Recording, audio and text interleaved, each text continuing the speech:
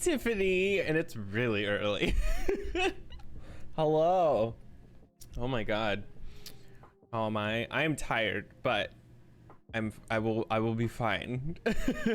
I used to wake up earlier than this for work. Well, I woke up at 8, which is what I used to wake up for work, but I would have been at work for half an hour by now. But you know, things happened. Ooh, that coffee. It's not bad. It's good coffee. I just ate basically a sugar cookie right before I just took a swig of that, so the coffee tasted way bitter than it actually is. way more bitter. Way better bitter. Way bitter burr.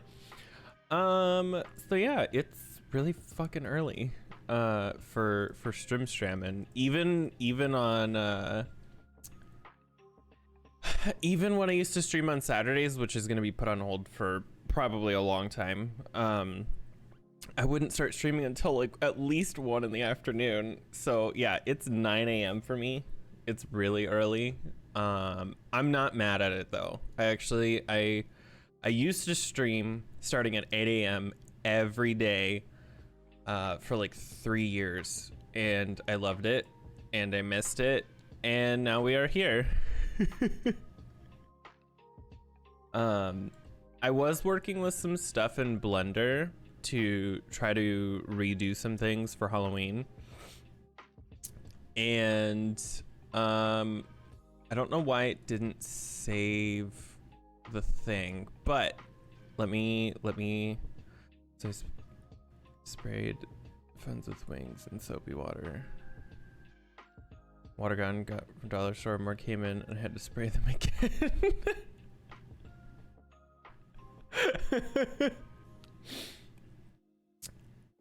Here, let me jump on over to here. Or no, this one. There, now you can actually see. So this is my logo. Like I literally did it up in Blender. It's super simple. I did my old one this way too. I had to redo it, and for me, it's more fun this way than just doing like Photoshop. I know how to do this quicker and easier than I would Photoshop, if that makes sense. It's not that Photoshop wouldn't be quicker, but this is also just a lot more fun. But I've been trying to mess around with some Halloween colors for it. The problem is it blends so heavily that I'm wondering if I shouldn't just skip the purple and just do variations of orange, because I really want to do like a Halloween thing. Horror, I certainly am. It's early. I'm in class. Good. Fuck you, chicken strips. Oh shit. Hold on. Shit, I knew I forgot something. I totally didn't forget to refill my water before I sat down, because coffee was not in any way a priority. Hazelnut hot chocolate. Oh shit. Dude, that sounds good with coffee though. Just hazelnut hot coffee with chocolate. Cannot hear you but hydrate. Your mom's hydrate. She can't hear me, so I can make fun of her all I want. But I've been messing with this. I started the project last night. I maybe have spent like 5 minutes on it, but yeah, this is how I did it. And it's even funnier because the way that I did the background one is I just took all these letters and moved them down out of the frame of the camera. That's literally all I did. Oh man, it's gonna start getting hot in here and I'm gonna cry about it.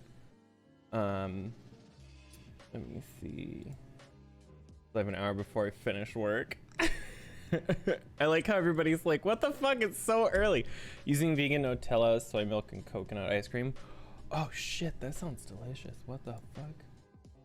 We were, when we got HelloFresh, I was like strongly considering like a vegan option, but I was also worried that I wouldn't like it. And I was like, I should not be doing something on stream for an advertisement that there's a chance I won't like. So I just stuck with like the regular thing, but I've been wanting to try vegan stuff for like a really long time. Because it's not so much that I'm like I've raised animals and I've had to butcher them, unfortunately. But like, that is part of it. But it's more so that I'm just like, what does it taste like? Because I'm like, I really like food. So my fat ass is like, what's vegan food taste like? Because we've had the Impossible, which I think is vegetarian. The Impossible sandwich at Starbucks, which is vegetarian, but not vegan, because there's a difference. Because from what I understand, vegetarian is no meat, but vegan is no meat and animal products, right? Something like that. And so, God, my voice sounds weird in the morning. And so that's, from what my understanding is, that it wasn't vegetarian, it wasn't vegan, it was vegetarian, because it still had animal products in it, like cheese. It was just plant-based meat. Vegan junk food, which I like. See, I want to know what that means. like, is there like vegan Doritos or something? Do Doritos even have animal products in them? And vegetarians, dairy, eggs, and honey. Some Doritos are vegan. Wait, really? Holy shit. I was making a joke, but like, actually? I want to try like intense vegan food. Like the, oh my God, this top. Oh, greetings, neighbor. I need all of the clothing items that are available to me. My question is that like, Greetings, neighbor. man, I don't hate this, but like, original ones are vegan. They're boring. I like Cool Ranch. Call me basic. I think Cool Ranch Doritos are actually really good. Good day to you. Cinderella? Woohoo! But like, what is this from? I'm getting so distracted. I need this because it's Halloween time right now. Hey. Hi, Elsa. Monsters Inc. I'm assuming this is Gaston's chair. It is! Neighbor. I watch too many Disney stuff. I like Cool Ranch Doritos a lot, but I can only eat so many. Like, I have to have one of those like handheld bags, because you know, regular bags you don't hold with your hands. I have to have one of those tiny ones, Good day to you. because anything more than that and I will get sick. And that's not me an overeating thing. There are just certain flavors that for some reason my body does not like after a certain amount. I think it's just like the definition of too much of a good thing. Greetings, neighbor. I'm just going around here buying shit. I probably should calm down and go do some other things. Aren't Funyuns like vegan or vegetarian? One of the two. Where's Wally? I need my gardening buddy. Supreme cheese. Supreme what? What the fuck? Wally, I can hear you. I can't. Oh, there you are. I need him to go gardening. Let's hang out. Good day to you. Purchase. Hey. I'm gonna run out of money soon. Hold on, let me look this up. Supreme cheese Doritos. Extra nacho flavor. Oh wait, aren't these like the regular ones? Or are these different? Are these different? These look... Doritos all look the same. How does Wally get up the stairs? I know, right? Does he just magically teleport? Oh shit, not now with this animation. No. Come on, get out of here. These red ones disappear after a certain amount of time. I only have like 10 seconds to collect everything. Oh shit, see, I just lost a bunch. Bitch! I know there's like, if I cook these, I can make more money. Dude, cooking is such a chore. It takes forever. It's not bad if you want to make quick money, but like, quick is a relative term, by the way. Quick means like 10 hours of sitting through animations. I didn't think it was that bad until I tried to cook like 10 things at once, and I'm like, you know what? Cooking pumpkins is not worth my time. I think you make like a fuck ton more. It's like triple the amount of money, but you also have to spend money on like eggs and cheese or something, because you have to make pumpkin puffs, which I think are like one of the highest valued things. But like, dude, that's money, that's work. I gotta think about things. Like, should I make cereal before my stomach starts hurting from having coffee and literally nothing else inside of it but a tiny, tiny cookie? Oh, dude, I watched the newest Hellraiser movie. I have thoughts on this. Okay, I have thoughts and feelings and opinions. And they are you're gonna get me killed.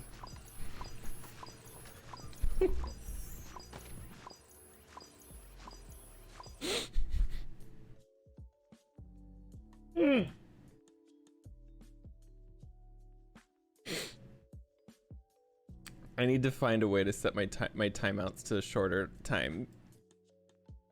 Where is it? Timeout. There we go. Oh my god, I'm dead. All right. Anyway, thank you for the hydrate. So I saw the newest Hellraiser, and I have thoughts. I do. I have conflicting thoughts and feelings on it. So I'm gonna say something, and it's not gonna be friendly. It's not gonna be nice, and we're just gonna accept it. I am tired of drug addicts' stories and drug addiction and alcohol addiction, and like, I'm just, girl, we have been there, we have done that. The 90s happened, the 80s happened, the 70s happened. We get it. Okay, we understand that drugs are a problem and that alcohol is a problem. It's okay to just not for like a year. Okay, like, just calm down for 1 year about these stories, because it's losing its point. It's so much. Like, I shouldn't be sitting there thinking about the other 5 times I've seen this story told better, and because it detracts from what I'm supposed to be paying attention to, which is people dying. Like, listen. The problem is it gets too real, and like, I know that's like a thing that like, well, it's a horror movie, but it's like, listen, I'm here to watch people die in a fantastical, non-realistic way. I don't need to be reminded that people have problems. I didn't come here to be sad. I came here to watch intestines. Like, and like, the reason horror movies don't bother me for the most part is because I know it's fake, but when you bring real world problems into it like that, then it just kind of makes the movie feel weird and awkward. It's like Hill House, Haunting of Hill House season 1. Like, I know that there was this whole thing about the brother being a drug addict and whatever. I watched that episode twice, because I watched it once the first time I watched it, and then I watched it again when Jared watched it, and we just skip it now because like, we just don't need. It's not fun to watch. It's depressing. It's kind of boring. And like, I understand that maybe I'm just not that type of demographic for that. I get it, but like, it's done so much. Like, it's so much. And so I'm just like, can we just kind of separate drugs and horror for just like 5 minutes? Oh no, my camera. Hold on. I just noticed my camera's like having a fit. Configure. Oh, that's why. My stupid auto. Oh, don't want to go colorless. My stupid auto white balance is having a fit right now. Let's try 40 with turning these off. Apply. Every time I restart my computer, my camera resets. There we go. Watch TV to escape my problems. Yeah, exactly. And I'm like, I have family members who have like drug problems and like addiction and all that stuff. And to me, another problem, it's just not done correctly. Like, I forgot to shave this morning. I probably look like I have a pedo stash right now, but it's my monthly time to shave my face. They never do it right. They always kind of go a little overboard, which I know movies are supposed to be, you know, dramatic and whatnot, but it gets to the point where like, I don't know. For example, my cousin snatched like hundreds of thousands of dollars from our family just over the course of like 30 years. Where did the rest of these go? I did not move these. Okay. Can't see your it's fine. I'm gonna have to go like fix it on break because I can feel it, but people got triggered, ended up relapsed due to euphoria and such. So it's also dangerous to make those stories so mainstream. Well, and it's one thing to have that be the story. Like, it's one thing to make a story like Euphoria or like some sort of a story that's explicitly about drugs and and addiction and all that stuff, but like that has never really been Hellraiser. It's been about addiction in different ways, but it's never been explicitly about, like, you know, snorting a line off a clown's boner in the back of a fucking minivan or something. Who knows? But the problem I have with the movie is that it tries to make this story fit the narrative of drug addiction at the expense of Hellraiser. And that's my problem with it. Because if it was like, Hellraiser's always been, like I said, it's always been about addiction in a roundabout way. Like, mostly sexual addiction, but like, it's still a thing. And so the problem with this one is that the whole story is about this girl who has like drug problems, and then the whole movie is about innocent people get hurt when you have drug addictions, and sometimes you do things that you don't mean to do, and other people that you care about get hurt. And I'm like, cool. In other news, the sky is blue. Like, I don't need an hour and a half long movie telling me something I already know and that everybody already knows. Like, I know Dare failed, but it still taught me that, like, drug addiction is a thing. Dare is not good, but at least I learned one thing. That the county I grew up in does not have any attractive cops. Anyway, Cocoa Tree over here. But like, it would have been a better movie had they just made it about drug addiction and just completely axed all of the Hellraiser themes. Like, it wouldn't have been a horror movie at that point, but that's kind of like where this movie stands. It's like if it feels like two different things, because I liked the first Hellraiser and I was okay with the second. I didn't like anything past that. I watched them up until I think whichever one stopped having the main guy be in it, and I cannot remember his name to save my life for some fucking reason right now, but like, it felt like they wanted to tell the story of drug addiction more than they wanted to honor the original ideas and theming of Hellraiser and it was such a detriment to the movie as a whole because of that, because Hellraiser's based off of I don't remember if it's a book or a short story or what, but it's called The Hellbound Heart, and it's basically just about like these people who keep pushing further and further and further and further for sexual desires and pushing the limits and all that stuff, whatever, you know, how wide can you spread a butt? And eventually they kind of go a little too far and they find this puzzle box, and this puzzle box, and like, this is summarizing the first two movies and the story and all that stuff. Like, this is just the generalized theme that has been given. And these people find this box and they solve this box, and these non-biased, or whatever you want to say, these beings from another world, call them demons or other, show up and are like, BDSM. Yeah, it's like BDSM to the nth degree, kind of. And so heterosex can create babies, waters is wet. Yeah, exactly. And so this is for people who like chains and whips no longer excite them because I've been there, I've done that.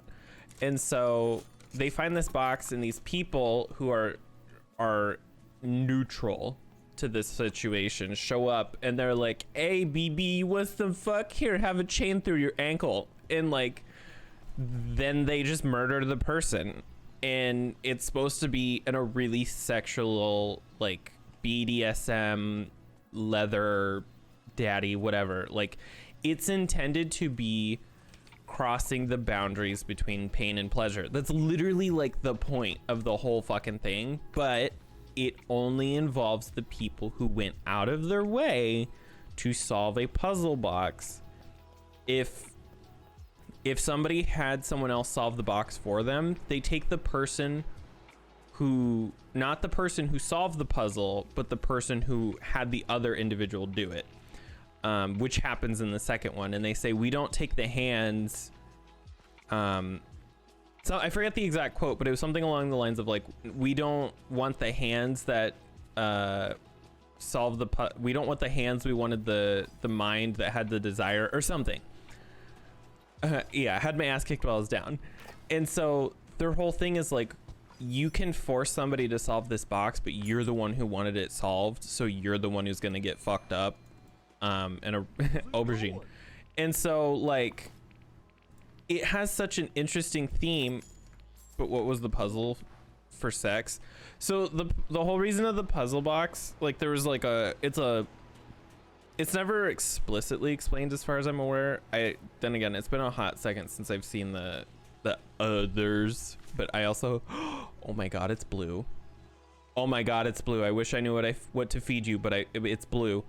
I forget what the purpose was, but it's something about it has to do with like demonic symbols and all that stuff. Like, the puzzle is supposed to be somewhat difficult to solve because you have to really want to meet these people and to have them like fuck you up, and not in even like a sexual way, like they just straight up murder you. But like, these people don't know that, and that's where that whole allegory for addiction can come in, where you're chasing that additional like what's like, oh, I need to get that next high, I need to push that boundary and that limit that much further, like I need to keep going. And like, I can easily see them turning that into a story about addiction, because that's how it has always been, but it's always been like a subtext and not the main story. The main story has been about other things. And so, yeah, and you might die if you go too far, and that's what happens to people who solve the puzzle box. And a lot of them get turned into like Cenobites and stuff. No, give me the flower. And that's like, that's basically it. Like, it's people who want to get their dick touched a little too hard, and then they die about it. And so, but it's never people who are innocent. Like, there's even been multiple times in the series where like kids have solved the box, but the parents who had the kids solve the box, like there's comics about it too, where the parents got taken instead of the kids, and the kids never get hurt because the people are like, dude, kids are innocent, the fuck, like we're not gonna touch this. And so like, they have very clear outlined rules. And the problem with this movie, the new one, is, yeah, it's a reimagining, and yeah, it's supposed to be its own thing with inspiration about, or inspiration from the movies and the comics and the book or whatever, but they took all of that at the expense of the original, because now the story is explicitly about addiction, and that's where I have a problem. Because, spoilers for anybody who plans on seeing it, 2 innocent people die in this movie, and almost a third, and that just doesn't sit right with me. And that's not even a like, I'm not even upset that like, oh, innocent people died in a horror movie. Like, that happens all the time. My problem is that's not how the rules were set in the 80s when this fucking story was written in the first place. I'm trying not to yell, Jared's asleep. that's my problem, is that like, had they just done it as its own story and not attached it to Hellraiser, it would have been fine. Like, they could have even had like a different thing.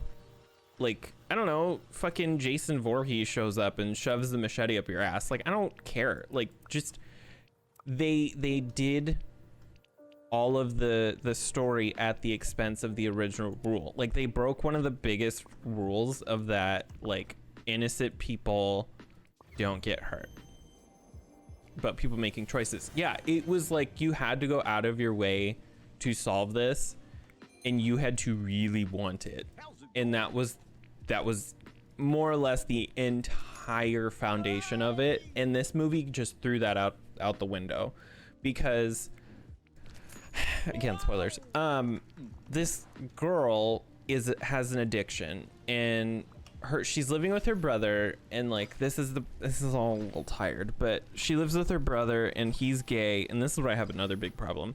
He's gay and living with his boyfriend, and she's crashing at their place because she has an addiction, and the brother put her through rehab multiple times, but she keeps relapsing, blah blah blah, been there, told it, whatever. So she has this boyfriend who her brother doesn't like, and like that's fair because he's also an addict, and they keep relapsing together, whatever. So then her and him decide, like the boyfriend and the girlfriend decide to go do a heist or something, which doesn't make any sense to me, but again, I don't know. Like, and I mean a heist. Like, this isn't them being like, we're gonna go break into a candy store and steal a child and sell them on the black market. No, like, you know, like simple stuff. No, they literally go into this like shipping container to steal a safe. Like, I'm like, when did this fucking become Mission Impossible? Like, what the fuck? So then they steal this puzzle box from this safe on a shipping container. Like, it's really weird. Like, it feels really weird. Because they're what? Like, what? These are supposed to be like small crime, like drug addicts living in a city. Like, I'm really confused by this. Like, this girl is maybe like 5'0" nothing. Like, what the fuck? Oh, that gets explained later, but I still feel like it felt like they tried really hard to force it. And so they find the box, and she takes it home, and the dude's like, oh, I don't know what it is. It looks like it's made out of gold or something, so maybe it's worth money. And so he fucks off, and then she comes home drunk, which is obviously a problem because she has an addiction. I would say, I don't remember if they explicitly say what her specific addiction is, but like I'm pretty sure it's just everything. And that's a little lazy, but I also kind of get it. Like, people who have addictions have addicted personalities, so it wouldn't be too far for them to go from drugs to alcohol or vice versa. So like, I kind of get it, but it also, like, this is a movie, you need to pull back on the realism and simplify it for us, you know, single brain celled organisms over here. Sex workshops, lifting, drug dealing, robbing people that makes that. Yeah, like, go mug a homeless person and steal like his pocket of change. Don't be getting on a shipping container stealing a fucking 1,000-year-old interdimensional box. Like, what the fuck? So she's drunk and her brother's pissed off, which is fair because he's paid for her to go to rehab multiple times and she's living at his house, and they get in a fight because he's upset at her, which again, rightfully so. Like, I know addiction's like a thing, but like also there are limits. Like, here's the thing, everybody has limits, everybody has boundaries. He needs to respect his boundaries of like, dude, I'm only gonna take care of you so far. If you're gonna keep fucking up, and I know it's hard, but you also have choices at a point, and like, I need self-preservation and all that. Like, it's a thing. Like, nobody really wants to talk about it, but like, there is a very clear limit of when you need to start taking care of yourself, and you just have to let them go. And so he does. He says, get out of my house. And so she gets out of his house. And so here we are in the middle of the street. She's out of his house. How many times can I say that? And she's all sad and depressed, and so she takes pills because now she's doing a really hard relapse. Not only is she drunk, but now she's on pills. And so it's like this whole thing, and she's like fucking with this box. And where's Kristoff, by the way? I need him to, there we go. So now she's fucking with this box and she starts to solve it. And I don't remember specifically if she does unlock it and accidentally misses getting cut by it or what, which this is new to this iteration, and they do a lot right, which is why I have conflicting feelings about this movie. So originally you solve the box, these people in leather come out and, you know, smack your ass around a little and then murder you. But like in this iteration, you actually get stabbed by the box and it absorbs your blood and you're marked, and then they come and take you.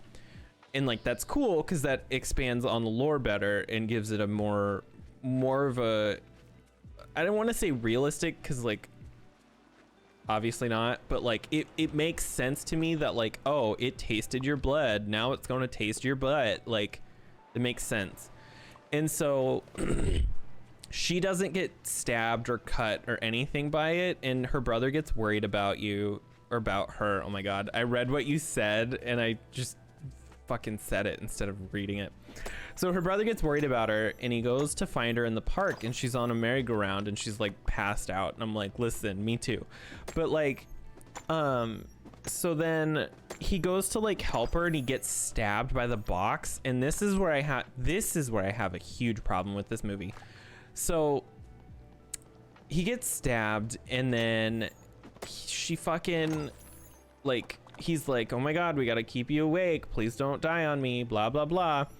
And he's all like, oh fuck, I can't believe you've done this. Like his hand is literally like, the box went like deep, you know, like balls deep into that hand. It was icky. I love saying that word because it sounds so childish.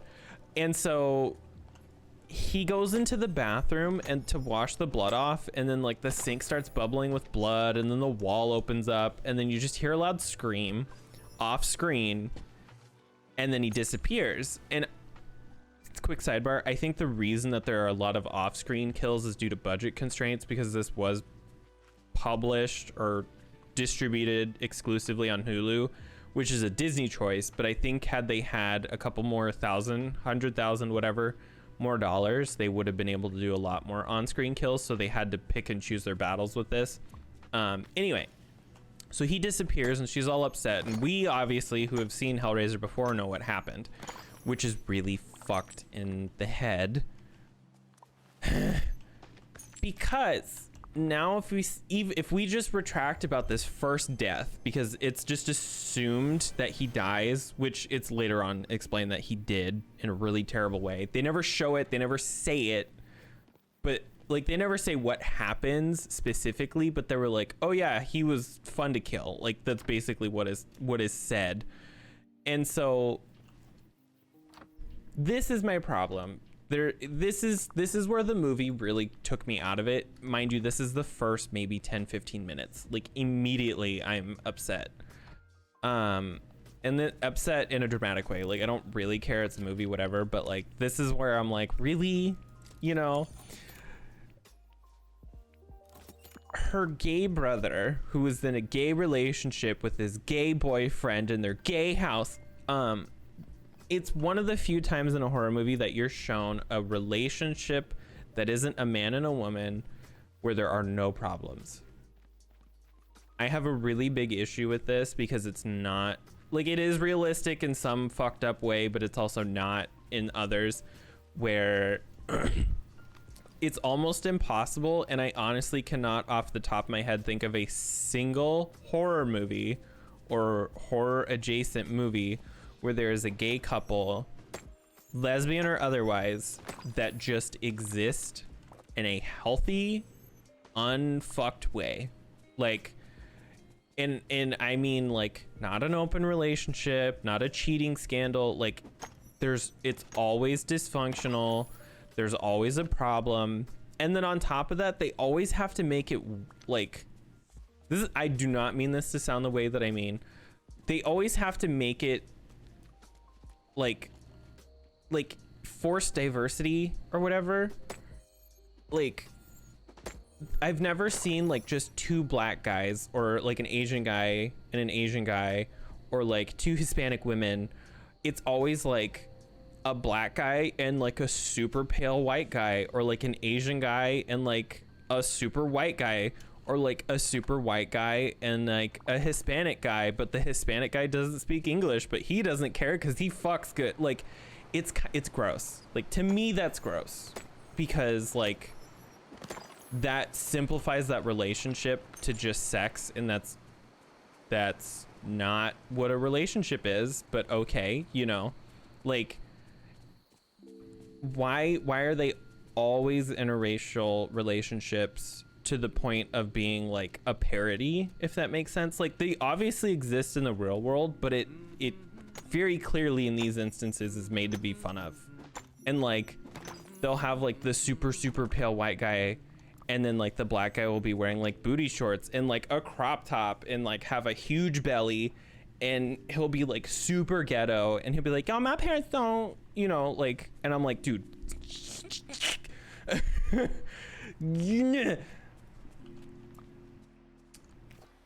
pick etc. Oh yeah, exactly. Like they stereotype these people in ways that is offensive, and like I have no reason to be offended on the behalf of people of color. Like that's not my place. It's not for me. But like even I can acknowledge when stuff is racist is the thing. And so that's where I have a problem with horror movies a lot of the times when they have gay characters, because they will simplify these characters to the point of it being a very clearly like borderline, if not already racist parody. Like the Hispanic guy always can't speak English, and he's always a sissy, you know, like every time. Or like the black guy always has to have the crop top with the huge belly and then the like braided hair. Like they can't just have normal people, and they're there to die every time. They're to be killed off. Yeah, always.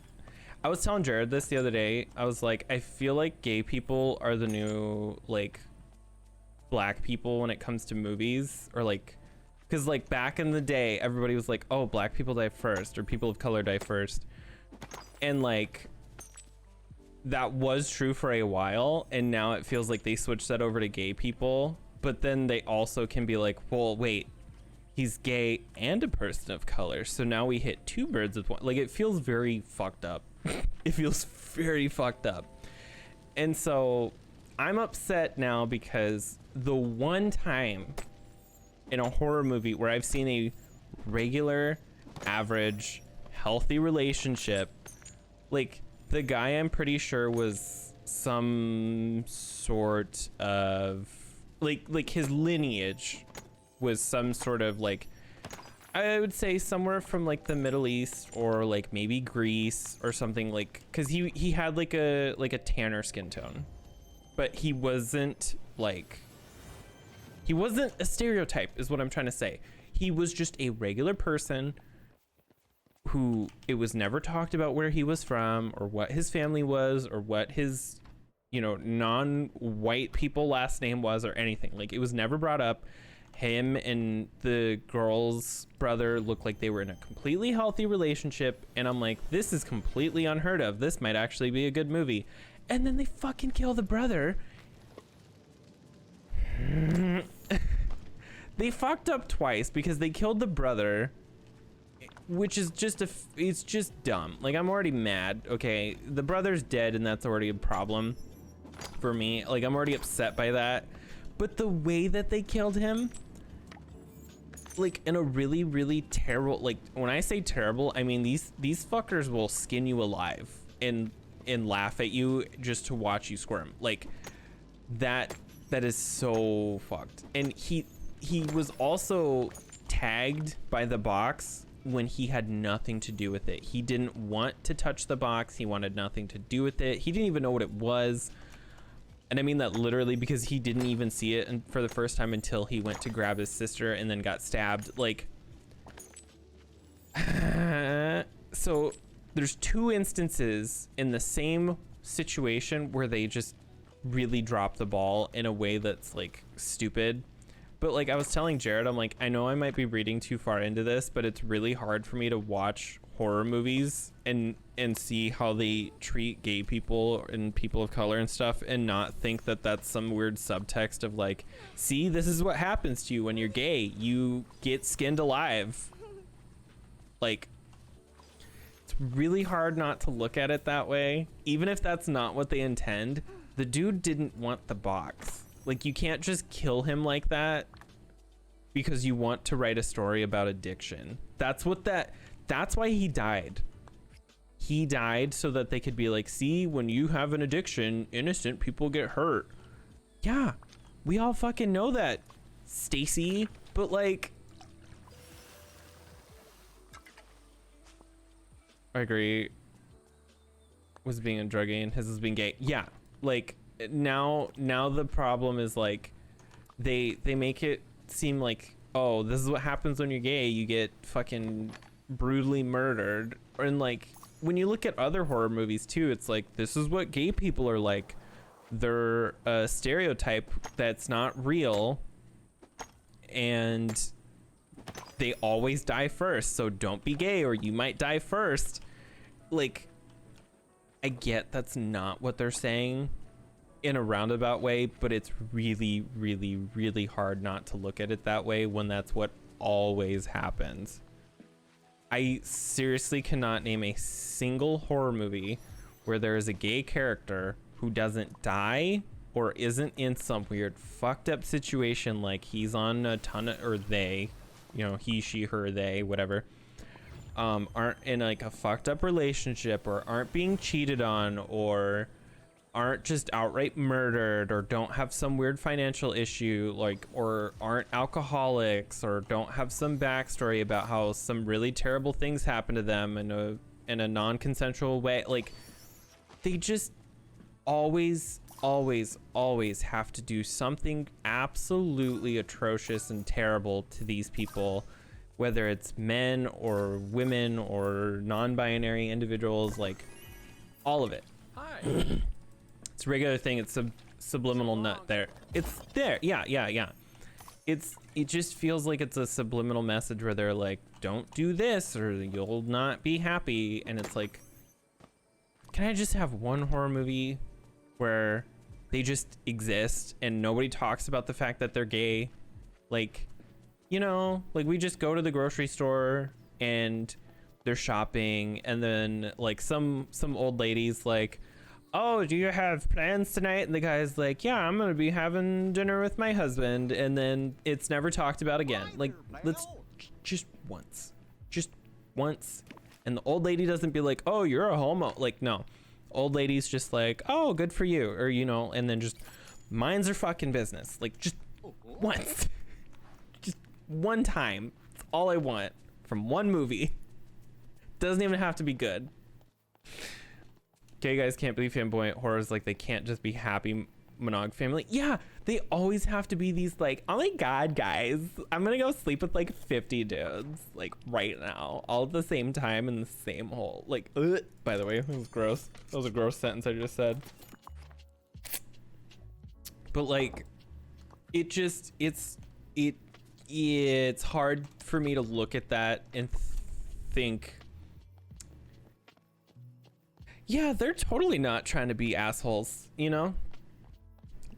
Sausage shit, get this instead, and that's it. Yeah, like just a normal human interaction. Do you know how many times I've had interactions with people where I'm like, oh yeah, me and my husband are going to the movies tonight, and then nothing else is said about it?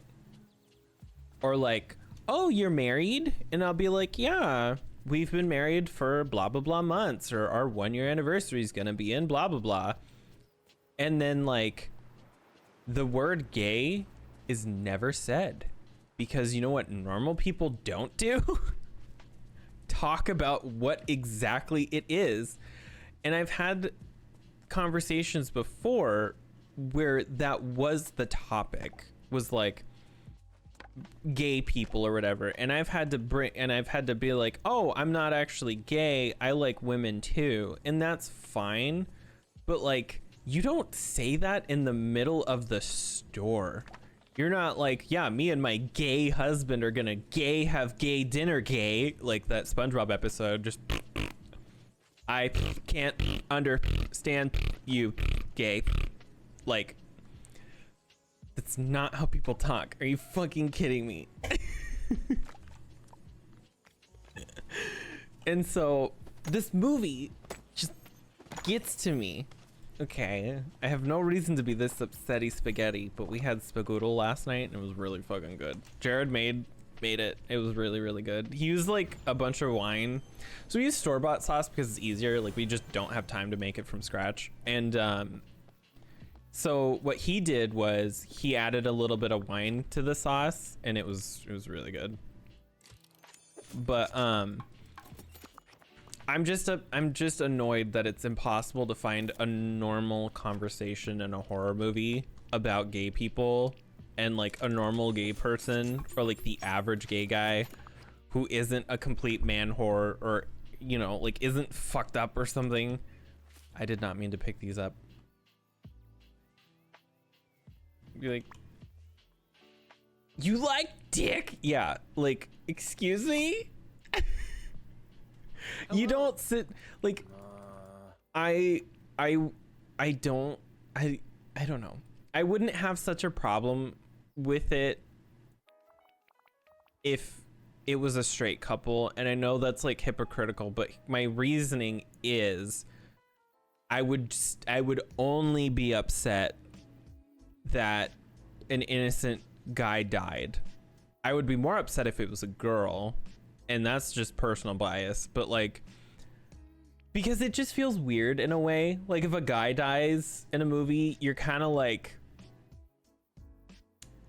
that's depressing, but like, maybe he did something terrible. But if you see a girl die, you're like, well, now I'm just fucking sad. Which is like, that's like a double-edged, whatever you want to call it. Like, that's kind of fucked. But like, oh, well, no, I'm not gonna ask that shit. Yeah, so like, if it was a straight couple, I wouldn't have as many problems, but now because it's a gay couple who was also a happy gay couple, and then the guy died in one of the most horrific, because like, again, they never explicitly say, but it can be easily inferred. It's really hard to just be okay with that. And like, again, I understand it's an allegory for addiction, but like, that's not what the source material was. You could have just wrote a fucking different movie without it being Hellraiser. Like, this is my problem. You can't put them together. When a dog dies, oh, I want to be the type of person who does like movie reviews on YouTube or something about like horror movies and stuff. And then I'll be like, all right, guys, we have one rule. If a dog or a cat gets injured or dies, the movie gets an automatic 0 out of 10. Let's do this and see how many movies get a 0 out of 10. Because for some fucking reason, that's starting to come back where they're hurting animals again, and I'm not okay with it. Like, the couple been into BDSM found a box themselves would be okay, but that's not what happened. Yeah, that's the thing. This is where I would have been fine with it, is if this gay couple was like, Way to go! They were clearly the ones who wanted to go further with their like fantasies or whatever, like, and they were shown going to like clubs and like doing all kinds of stuff. Like, yeah, it would have been annoying to have this like, oh my god, I'm fucking dying. It would have been annoying to have like another sexualized gay couple, but it would have at least made sense, you know? Like, I wouldn't have thought about it. I wouldn't have been like, oh, another gay couple who's into weird shit. Like, I wouldn't have thought about that because I would have just accepted it. Like, it wouldn't have come to the front of my mind.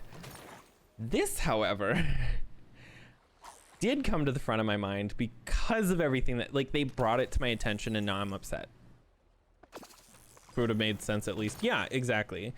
And so, what were we talking about? Oh yeah, anyway, so after this all happens, she gets upset and she's trying to find her brother because he disappears, and we all know he's dead because they found his blood everywhere. But like, so then the Cenobites and stuff, which are the interdimensional demon being thingies, they are like hunting this girl to try to get her to get more people to unlock the box or whatever. And so if I recall, the second person that gets stabbed by the box on accident is this lady who was like a lawyer or like a personal assistant or something to this rich guy from the start of the movie, who was a piece of shit. Like, he would get people to open the box for him, which yeah. And then the people who would open the box for him would die. And so again, like, there's a specific quote in the second fucking movie where they say we don't take the hands but the person with the intent or whatever. I forget the exact quote, but they've explicitly said that it's not the person who opens the box. So he should be dead. Yeah, exactly. And so this lady worked for the lawyer, or she was the lawyer or some personal, she had something to do with this rich guy, and she would go and get people to go and open the box for him, basically, because you have to have 6 people die for you to get a wish. It's like a thing, which was not in the first one or the original. So like this is where I have thoughts on it. I like the idea of the like 6 people needing to do it. That's okay, but it's the fact that innocent people fucking died. So like, this lady knew what was happening to these people, by the way. Like, she wasn't just like collecting people for this rich guy and being like, well, they disappeared, I wonder what happened. Like, she knew that they were dying in a really terrible way. Like, she knew exactly what was happening, and she kept doing it anyway. And so the girl with the addiction, no, she wasn't even close to innocent. Like, she knew exactly what she was doing. And so this girl with the addiction and her boyfriend, like, nobody believes her that these people came out of this box and that her brother's like still out there and stuff and whatever. They're all like, you're on drugs, and she's like, I'm actually sober, and they're like, you're on drugs. So it's like a thing. But anyway, so they somehow track down this lawyer lady who's now in like a care facility because she's old and she's dying because she has like COPD or something. I don't know. She can't breathe. And so they track her down, and she's like, how did you find that box? And because it was her name on the shipping container they broke into. That's what it was. So then they track her down, and they're like, look at this box we found. And she's like, oh my god, where did you get that? And they were like, we fucking nowhere, we just found it on the street, cough cough.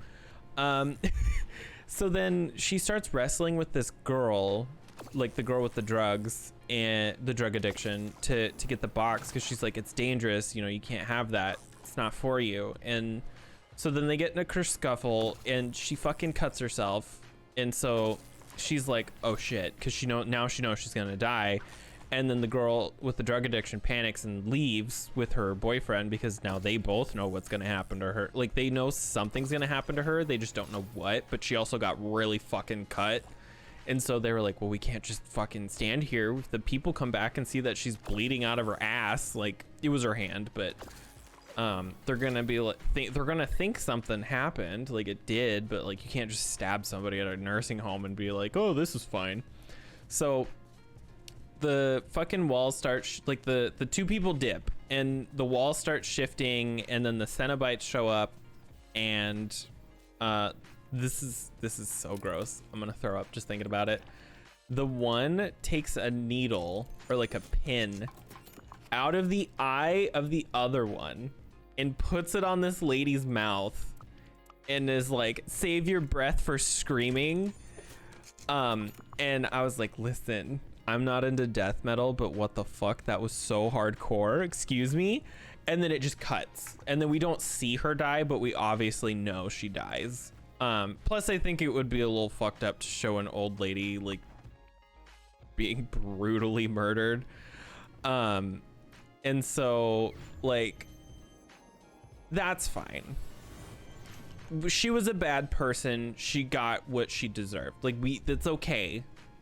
And like, she was there to assist the rich guy, and it fits in a roundabout way with what was happening, because she was willingly helping him put people in the box, or like get murdered by the box. So like it's still in a weird, like I said, in a weird roundabout way, fits the original lore of helping the rich guy, because she assisted him, so it all makes sense. And so, oh my god, can he just calm down for like 5 minutes? He was in his house and now he's not. So I forget what happens next, but then they discover who the rich guy was that she worked for, and so they go to his house and it's abandoned, and they bring this girl with who Real deal, kid. bring Kite to Goofy, Merlin, and Wally. Okay. Yeah, she deserved it, but the gay bro didn't. Exactly. And that's why I'm like really upset. Oh, Wally's right behind us. Wally, I have a thing for you. And so they go to this rich dude's house and they bring a friend, this girl who has been nothing but kind this entire time, and she's always been there she was friends with the gay guys. Okay. And she's like, I know your sister has problems. I'm here to help however I can. I want to be there. So the boyfriend, and then her brother's boyfriend, and then this girl who's friends with the gay guys all go to this mansion. And she's like, you know, we want to try to find your brother. I'm here to help you. Like, I'm friends with gay guys, or gay brother's boyfriend. Like, we're all in this together. High School Musical. Woo. And so she goes with to help, like, duh. And fucking turns out the rich guy isn't actually dead, and that the house isn't actually abandoned. He just made it look that way so that these people would show up. And then he fucking stabs the girl, not the one with the drug addiction, but the one who's helping her fucking gay friend find his missing boyfriend, and her drug addicted and his drug addicted sister. She fucking gets stabbed by the box because the rich guy grabs it. And this fucking death they show, and I shit you not, it is one of the most memorable in the worst way. Like, it is, oh my god. I think she gets stabbed in the back too, which is like extra fucked, but dude, okay, listen. So this is what happens. Whenever you get stabbed by the box, you kind of go into what looks like a drug addicted, like, relapse, weird shit. Like, stuff starts getting blurry, the walls start moving, and then when the walls move, they actually start moving, and so then you get, like, transported into the labyrinth dimension, which is where these Cenobites and stuff are from. This girl was in the back. Visually, it's cool. Okay, I will give them a lot of props. Their CG was really good in a lot of this movie. Again, I just have an issue with the fact that this girl was innocent. So what happens is she's in this, this labyrinth now, and she's like, oh god, and then these two Cenobites come out, and she turns around to like run away from them, and then Pinhead comes out, or the Hell Priest, played by Jamie Clayton, which she did a really fucking good job. And these chains with these big ass hooks that are this fucking big, like this big, just dig into her right here, and on her fucking Achilles tendon, and then in her stomach, and string her up like this, like she's in the air, because there's two chains, like one pulling her here, one here, two here, and one here, and so she's being pulled like in different directions, and she's floating now with these giant meat hooks in her skin, and they show it like stretch with a practical effect, which good for them, practical effects, not CG. But if you're in the room with her, do you see it? That's the fun part. They didn't. Not right away, because she was in the back of a dark bus, or like not a bus, but a van, and they were looking forward. They weren't looking at her directly, and they turn around and then they see this happening. It's some weird interdimensional stuff. It was actually really interesting how they sort of like twisted it compared to the original, because originally you would just be teleported there. In this one, it was like the world morphed to fit the labyrinth being there. It's kind of weird and hard to explain, but it worked. It worked. So mind you, she's strung up now with these huge meat hooks. Like, I mean, stretching her skin like this. Like, it's so icky. It's so gross. Oh my God. And again, just want to reiterate, this girl is innocent as all fuck. Like, she was there to help a girl who she didn't know. And so I'm upset already. Like, I'm so pissed at this point, but I'm also like trying not to be like, this is so fucking cool. Like, I feel bad, but I'm also like, goddamn, practical effects, welcome back after 20 years of shitty CG, you know?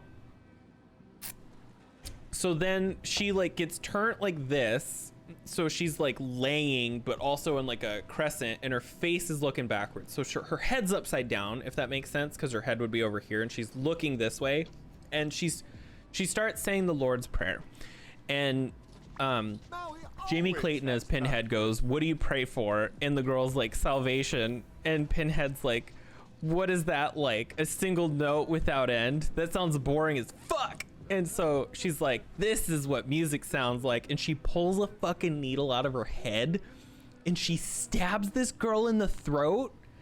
And then they show the inside of her throat and she's screaming, and it starts like changing sounds because she's moving the needle around in her throat, and they're showing it from like the inside, and then they're showing it from the outside, and there's all these noises, and oh God, it's practical effects are really good here. Okay, I just want to stress how good this movie looks, but I'm also like not over the fact that this fucking girl is innocent.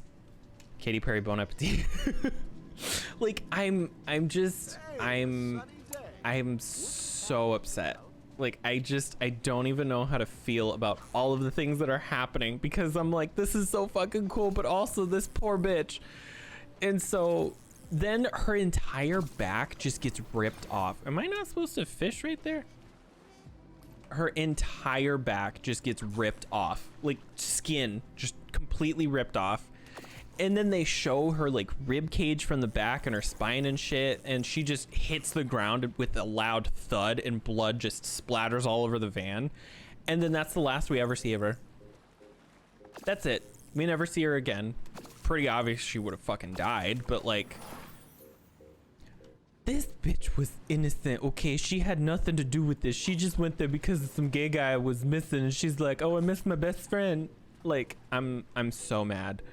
And so fucking, so anyway, long story long, turns out the boyfriend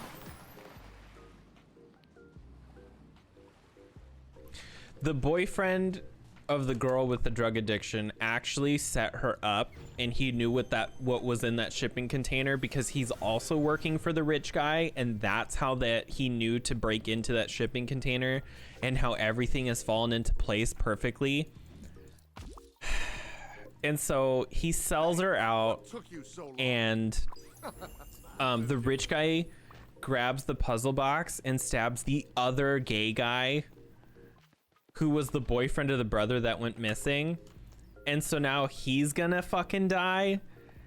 And so this Cenobite with this throat vagina shows up, and she starts stringing him up with this wire and is just like fucking him up. Like, his arms are bleeding, his ribs are bleeding, he's like getting it, you know?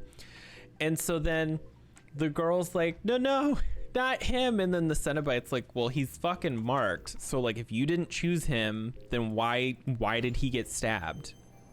Girl, what happened? And so she was like, wait, what if I stab someone else? And then the Cenobite's like, well, now wait, listen, you want to trade? Okay. I will listen. What, who do you want? I will murder whoever. Just tell me, like, is it this guy over here? And so she stabs her not boyfriend now because she found out that he was like setting her up. So she just fucking stabs this guy with the box, and then the Cenobite goes after him instead. And the nastiest fucking thing happens. He gets strung up instead, and there's this fucking wire on his arm, and it just degloves his all. Oh god. It was all practically done so it looked real. Ugh. It just rips the ugh. It was great. I was like, I looked at Jared, I'm like, this is hot, and he's like, you're fucked up, and I'm like, I know. Like, it's gross, but like, I've been missing practical effects in horror movies for years. Okay, CG has ruined them for a long time. It's nice to see wet, nasty silicone back, you know. And so the whole reason that this fucking rich guy wanted to do this box again for a second time is because when he did it the first time, he wanted pleasure as his like genie gift. He's like, I wish for unimaginable pleasure. Well, you know, these interdimensional beings that in this iteration are basically just demons, are a little fucked up in the head, you know. And what they did was they put a machine in his chest that pulls on his nerves in random configurations at random times, and so he can never be numb again. He didn't get pleasure, he got pain, which is like the only time that's ever really referenced that they're interchangeable in the Hellraiser thing. Who got stabbed? My net dead for a minute. Oh, so she stabbed her not boyfriend, like the one who set her up. She stabbed him, and so then he got murdered instead, and like his arm got wrapped with wire, and it like took all the skin off his arm, and it was like a practical effect, so it was just like a silicone like sleeve on him, and it their pleasure is not his. Yeah, exactly. And so this rich guy was like, for 6 years he had to deal with this giant machine in his chest where it was pulling on his nerves and stuff. And so he was upset because he's like, this isn't what I asked for. I don't want this anymore. I need to collect a bunch of wood, by the way, so that's why I'm like not doing anything. I'm running around doing this. And so he wanted to get rid of it because he's like, this isn't what I asked for, you know, monkey's paw. And he did deserve that, exactly. And so he summons the Leviathan, which is really fucking cool, by the way. Which is the god. It's this eldritch being. It's basically just a giant floating pyramid thing. And the Hell Priest, who's Jamie Clayton as Pinhead, just reminds me of that joke that everybody goes, James Turner, formerly known as the Sim Supply. And so it shows up, and the Hell Priest is like, what the fuck do you want? We've already dealt with you, you know? And the guy's like, this isn't what I asked for. And Pinhead was like, yeah, it kind of is. And he's like, I don't want this anymore. Just take it back. Like, I don't want anything else. Just take this back. And they were like, sorry, bud, but you can't. So he killed 6 people, got his BS, then killed 6 more to remove it. Why not do it? It was in a way that it wouldn't have non-magically worked if that, like, they completely chunked his chest. Like, it was like a car engine in his chest. Like, it was a huge thing. And they showed it, and it like completely severed his spine and stuff. So if it wasn't there, he would have just straight up died or been like paralyzed forever, because it was like magically inserted into him. And so that's why he wanted to get rid of it. And he thought that if he just summoned them again, they would take it away. But no. So he got what he deserved by killing those 6 people, by having to suffer every minute of his waking life. And so what ended up happening is they were like, you can't take this gift back once it's been given. Once you meet certain thresholds, you can only go further. You can't go back. And so he was like, well, then give me something else. Anything's better than this. Girl, you sure you wanted to just fucking say that with your face? So what they do is they take it out of him, and then they did this really cool practical effect where they show him coming back together. Like, it looks like what they had done was taken some like wax skin and melted it, and then like had like the fake, you know, heart and stuff behind it, and then they just recorded that, and then reversed it for the movie. So then what happens to him now is he's all better. It's gone now, you know, he doesn't have this thing in his chest. And he's like laughing. He's like, oh my God, I'm back to normal. And then this giant fucking chain that would hold a ship's anchor just chunks him through the chest. It knocks him to the fucking ground.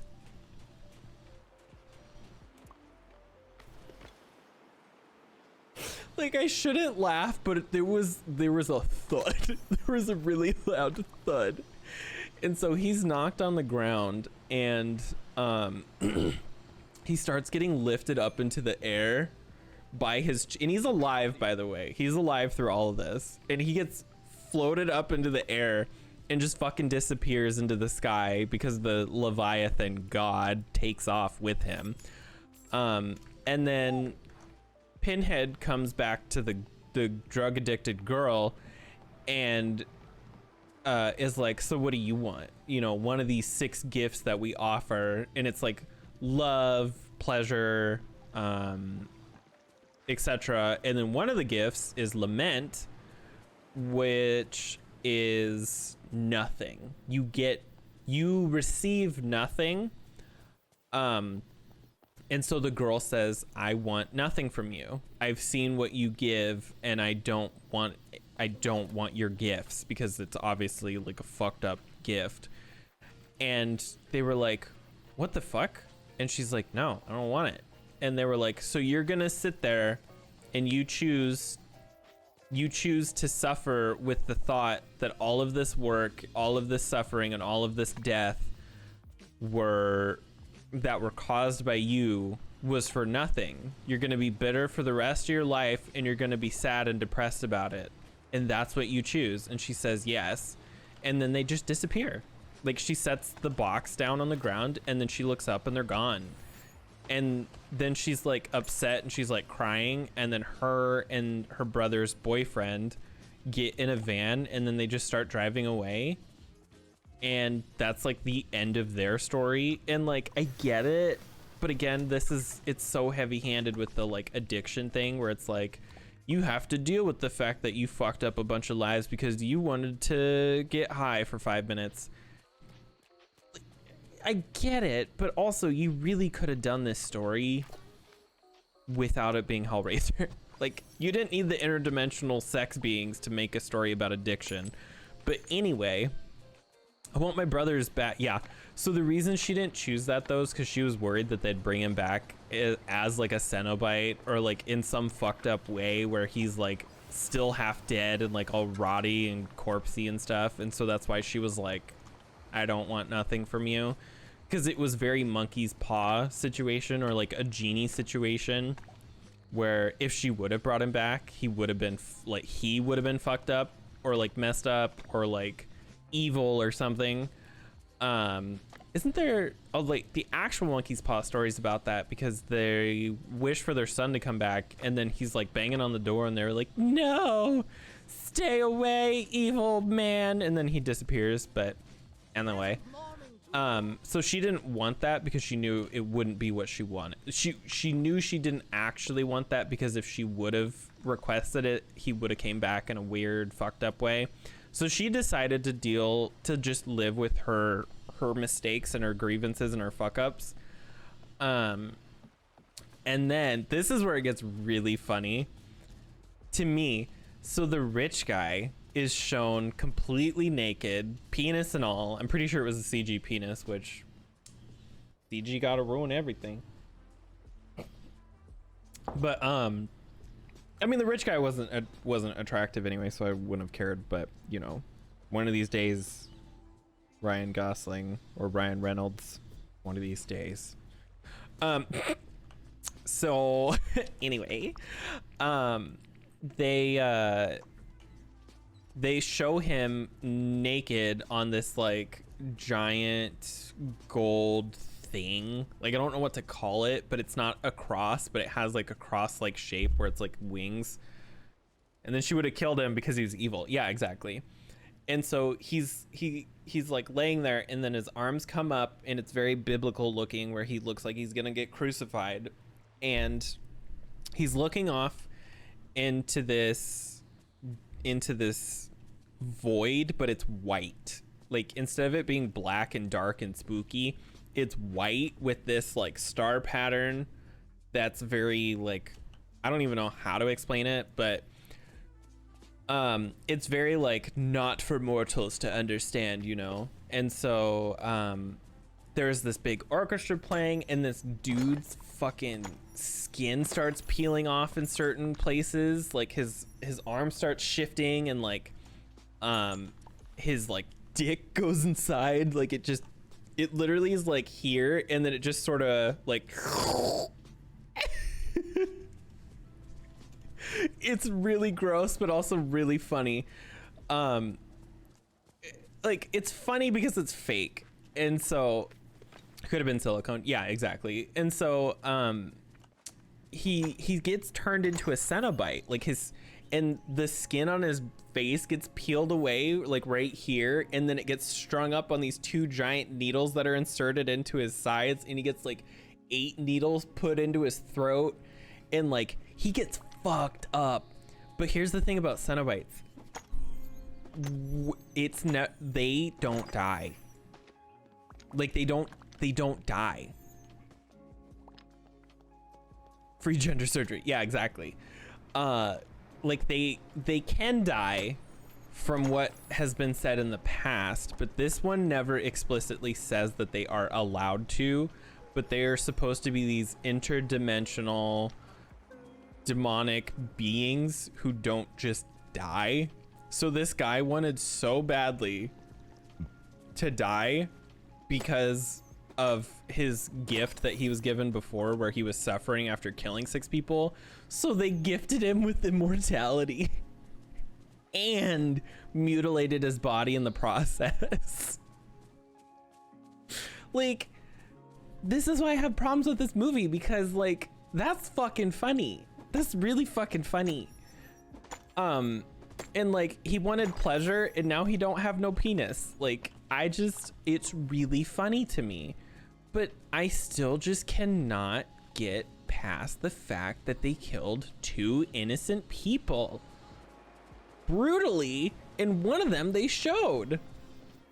Like, this is my problem. Like, I can't look past that at all. Like, vampires, yeah, exactly, ain't got no dick, sucks for him. And so I'm just like, dude, this movie had so much potential, but you just had to kill 2 innocent people. You know what, honestly, I wouldn't have even cared that they had killed the brother and that other lady if they were also drug addicts, or like the brother was shown to be cheating, or like that girl was shown to be like that girl was also shown to be like a drug dealer or something. Like, had they in it, the reason I say drug addicts is because it would have fit the narrative they were already showing. Like, I'm not saying drug addicts are terrible people who deserve to die, but it would have fit within the theming of like, they also wanted to be pushing the limits, they also wanted to be there. You know, they could have easily been like, oh, the reason she got in drugs in the first place is because of her brother, and then he had an overdose, which was him solving the box. Like, he can get fucked, so maybe he can't. Yeah. And so that's why I was like, they could have so easily fixed the problems with the story had they just written it better. Like, it would have, and it would have made sense if the brother had an overdose by solving the box and like all of that stuff. But no, I really want to make this clock. It looks really pretty. But no, they just had to kill 2 innocent people for no reason because they wanted to stress being a drug addict is really bad and sometimes you hurt innocent people. It goes against the original story of Hellraiser, and that's why I have such a problem with it. The lore clearly states that it's the person who opens the box with the intention of opening the box. So if somebody else does it on behalf of somebody, that the person who physically did it doesn't get hurt. It felt weird that they butchered it that way, you know. But also, like, I'm not saying the brother was attractive, but he also wasn't like busted, so like, what the fuck. I mean, he was generic white guy. I didn't think he was attractive. He looks like an Instagram model whose only skill is pectoral muscles, you know. So I didn't feel that bad, but I'm also just like, the implication of what it was saying was more of a problem than what the actual person was. Can I cook anything? I love this house, by the way. Like, I know I haven't really done a bunch to it, but I just love the fucking, I love the thorns. Seafood appetizer. Your mom's a seafood appetizer. I'm keeping this. I finished this, and so I got all of the rewards, and I was so happy because I'm like, from what I understand, nobody knows if that stuff is gonna come back. And so I was like really worried. I was like, oh God, what if I miss things? I hate that when games do that, exclusivity things. That's why I'm like, I cannot afford I can't afford the really expensive bundles, but I'm like, if I ever get a job in the next like 3 weeks, so help me God, I will spend the extra 20 just to get all that exclusive furniture and outfits. I'm a collector, man. I need everything. I need all of it or none of it. If I can't have everything in a game, I don't want to touch it. That's why, no joke, that's what got me out of League of Legends. They started doing some exclusive stuff that required you to actually spend like hundreds of thousands of dollars on the game, and I put it down. I didn't even spend money on the game since I was like 16, but like just seeing that as a practice and that it was so unimaginably unobtainable, I was like, this is why I'm not gonna be playing this anymore. It's weird that that's my problem, is like, the movie could have been so much better with literally small, in my mind, small changes to fit the story better. It could have made more sense. It would have fit more better. Because this is the thing about Hellraiser, drug addiction and sex addiction and all of that stuff has always been sort of a hand in hand with the movies. And so it would have fit in with what we've had before in the past for them to all be addicts of some kind, you know? Pasta, purple bellflower, and leek soup. I can make the leek soup and I can get the bellflower, but I don't know about the pasta. I think it might just be wheat. Oh, thank God, Kristoff's is finally upgraded. I can buy like various materials from him. Yes. What kind of wood is this? Is this hardwood or is this regular wood? Softwood. Fucker. I'll give you some Viagra and then we'll come back and talk about this. I need a lot of hardwood for that fucking clock. Why am I up here again? Leaks. Leaks. I think leaks are over here. I've always liked the story of Hellraiser because, not because of the like BDSM, but like it's always been fascinating. Hey there. Purchase one of these. I hope these don't take a long time to grow.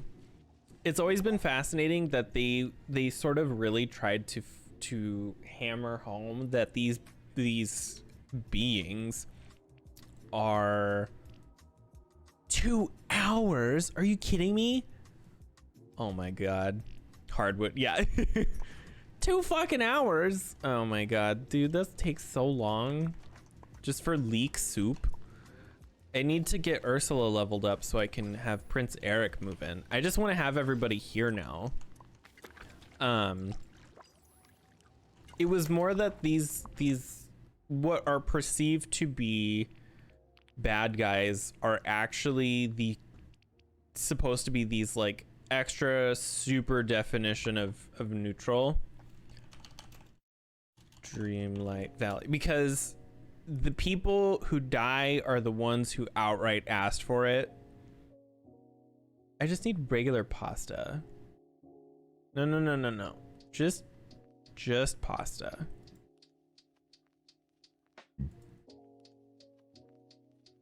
Veggie pasta. Am I dumb? Characters. No, it's just pasta. What am I missing here?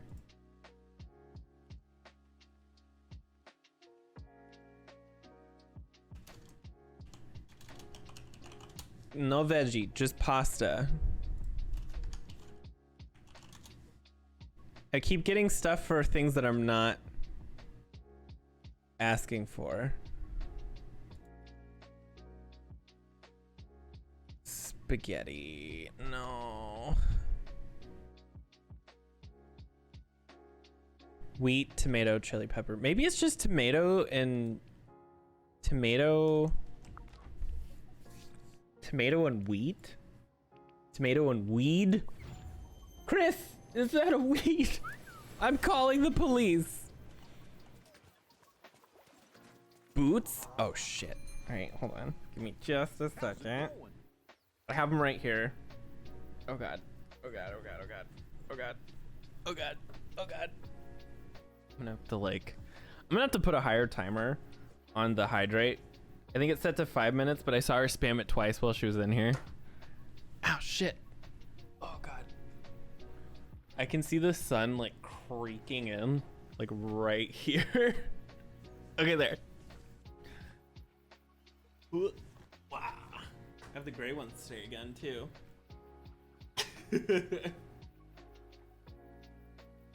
Can you imagine somebody who just walks into this stream and they're like, what the fuck?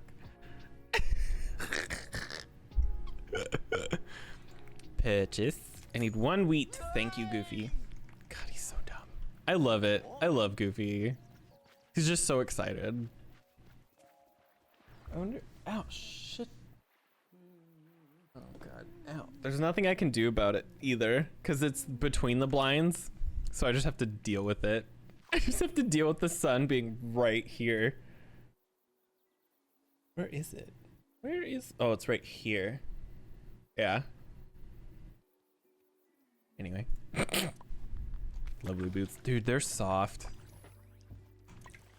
Alright, let's see. What else did we need? I need a purple bellflower. Right? And a tomato.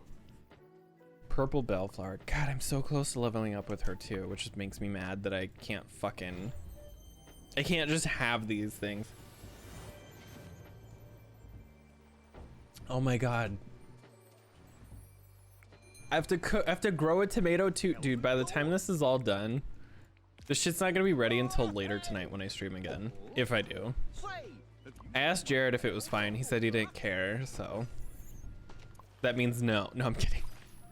It means I have to give up streaming forever. Mom said I can't anymore.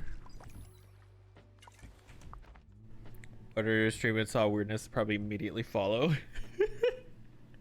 Wholesome weirdness. Yeah, not just sitting here just being like creepy. Hey guys. Well shit. Oh, I can still go get one of those flowers, right? Like it's purple. Calyctis. Purple bellflower. These are right here though. These aren't that far away.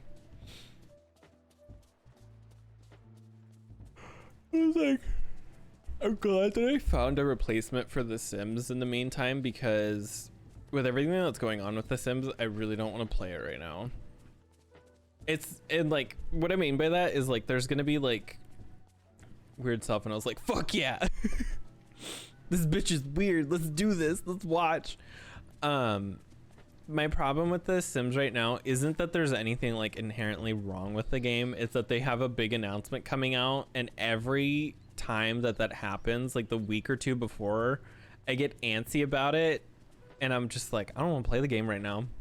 I'm too excited about whatever's coming up, whatever news that they have, and so like I don't want to play for some reason. I don't even know how to explain it.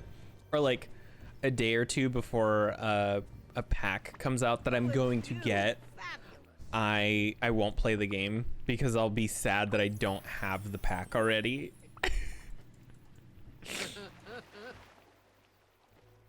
Requires friendship level 10. Can I give you something that will help? How about a shard? That barely hit her. Even 5 minutes he started ranting about something, I was like, I'm home. Oh, dude, I go on rants all the time. I just spent an hour bitching about a movie. I just, you know, I want to find the guy who wrote that movie, and I just want to be like, listen, Linda, it's not a bad movie. It just could have been better.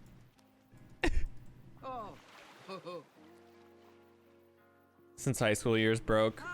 Well, that's what I was thinking too. Isn't the game like super buggy right now? One more level. One more level. Well, we have the wheat. I think the tomatoes take a hot second to grow too. Let me look. "25 minutes. Yeah. So I might be able to make the pasta. I want werewolves and Sims to stop the crap. Did I ever get the werewolves? Do I own the werewolves pack?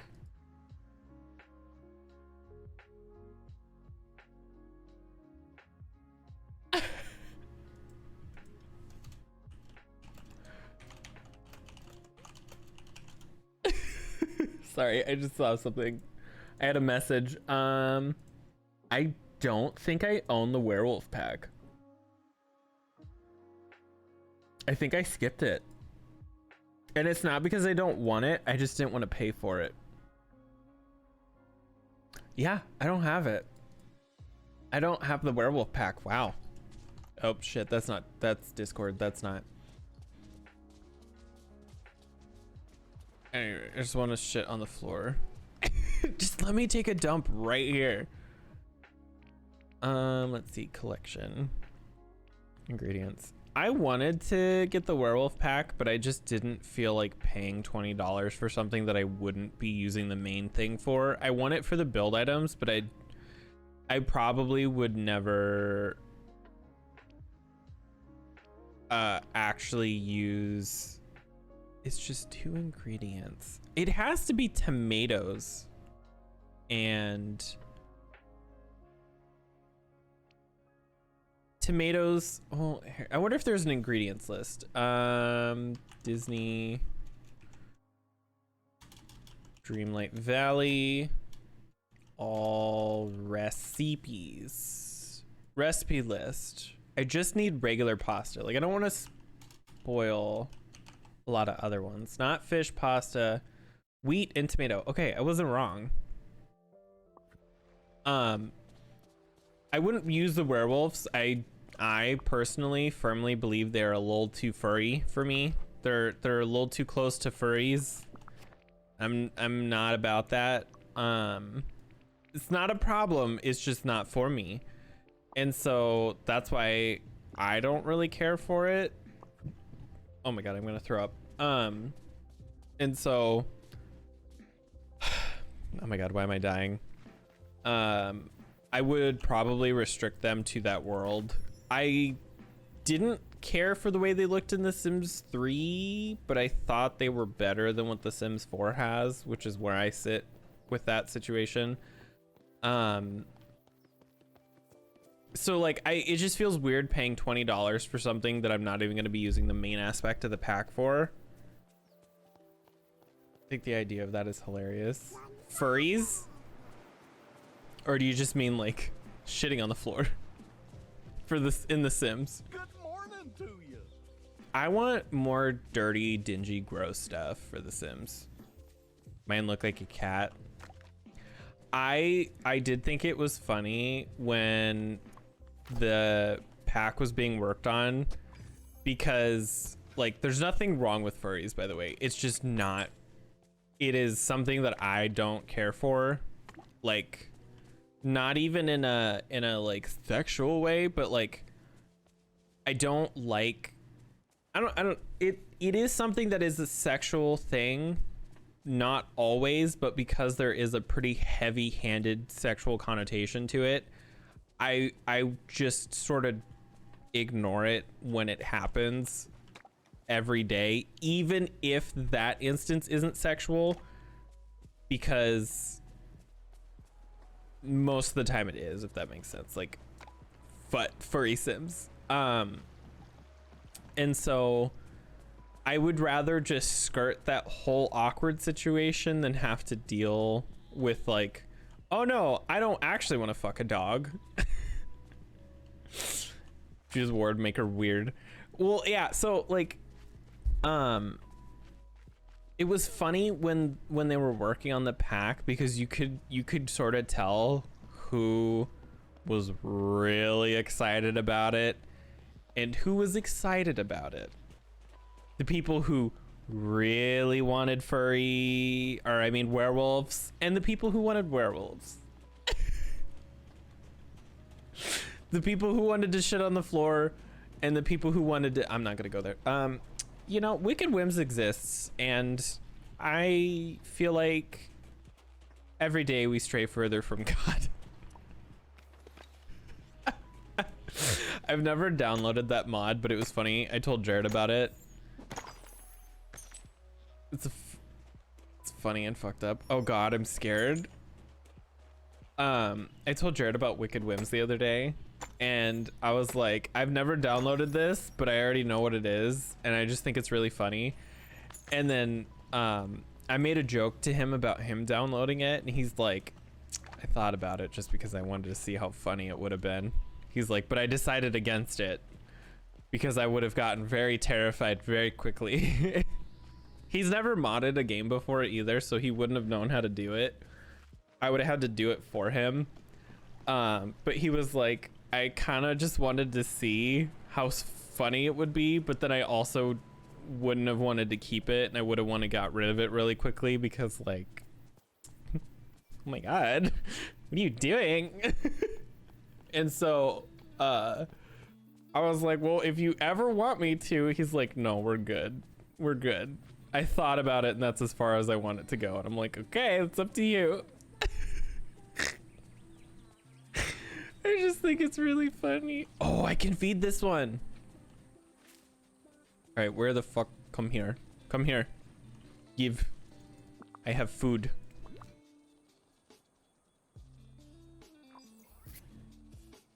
I did download one time when I was back in the day playing The Sims 2. Basically that game's version of that, because I was just stupidly curious. I was like, what would this look like? Yeah, if I recall, it was a modded chair or something, and it was about, he sat down in the chair and then he pulled something out, and I said, all right, we're done here, and I closed the game and uninstalled the mod. Their sim partner turned it into a frog. Into a frog?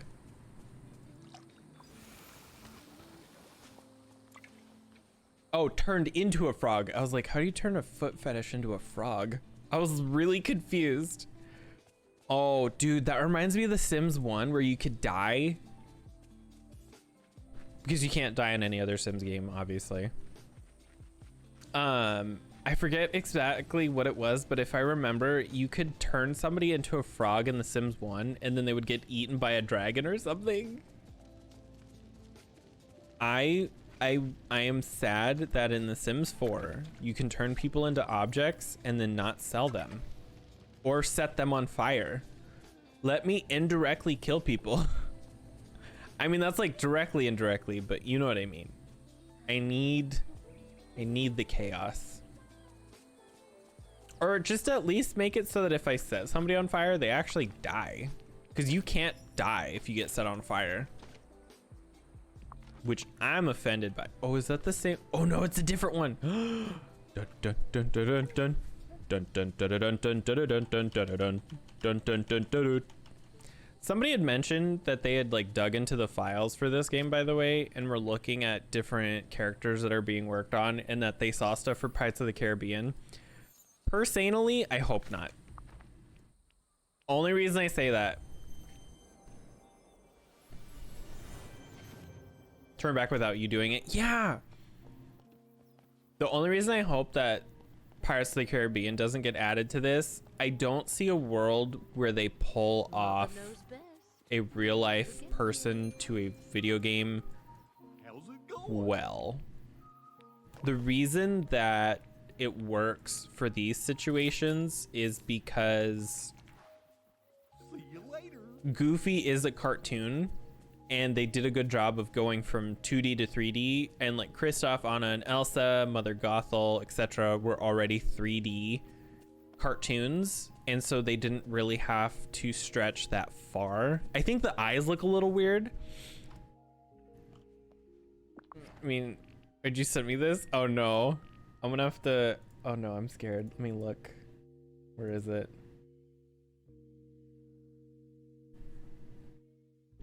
I'm gonna have to look at that off stream. I just see the, is that a pig? Oh my God. I'm terrified. I'm already terrified. Oh my God. It just reminds me of pork chop sandwiches, like just the art style. I should pull that up. Oh, hey. Oh, Kristoff, I don't want to talk to you right now. I should find that video really quick. It's like 10 seconds. I have a lot of gold. Pork chop sandwiches. Pork chop sandwiches. Where is it? Found it. G.I. Joe. Where's this? And then I'm just gonna whoop. You're not cooking. Yeah, dude.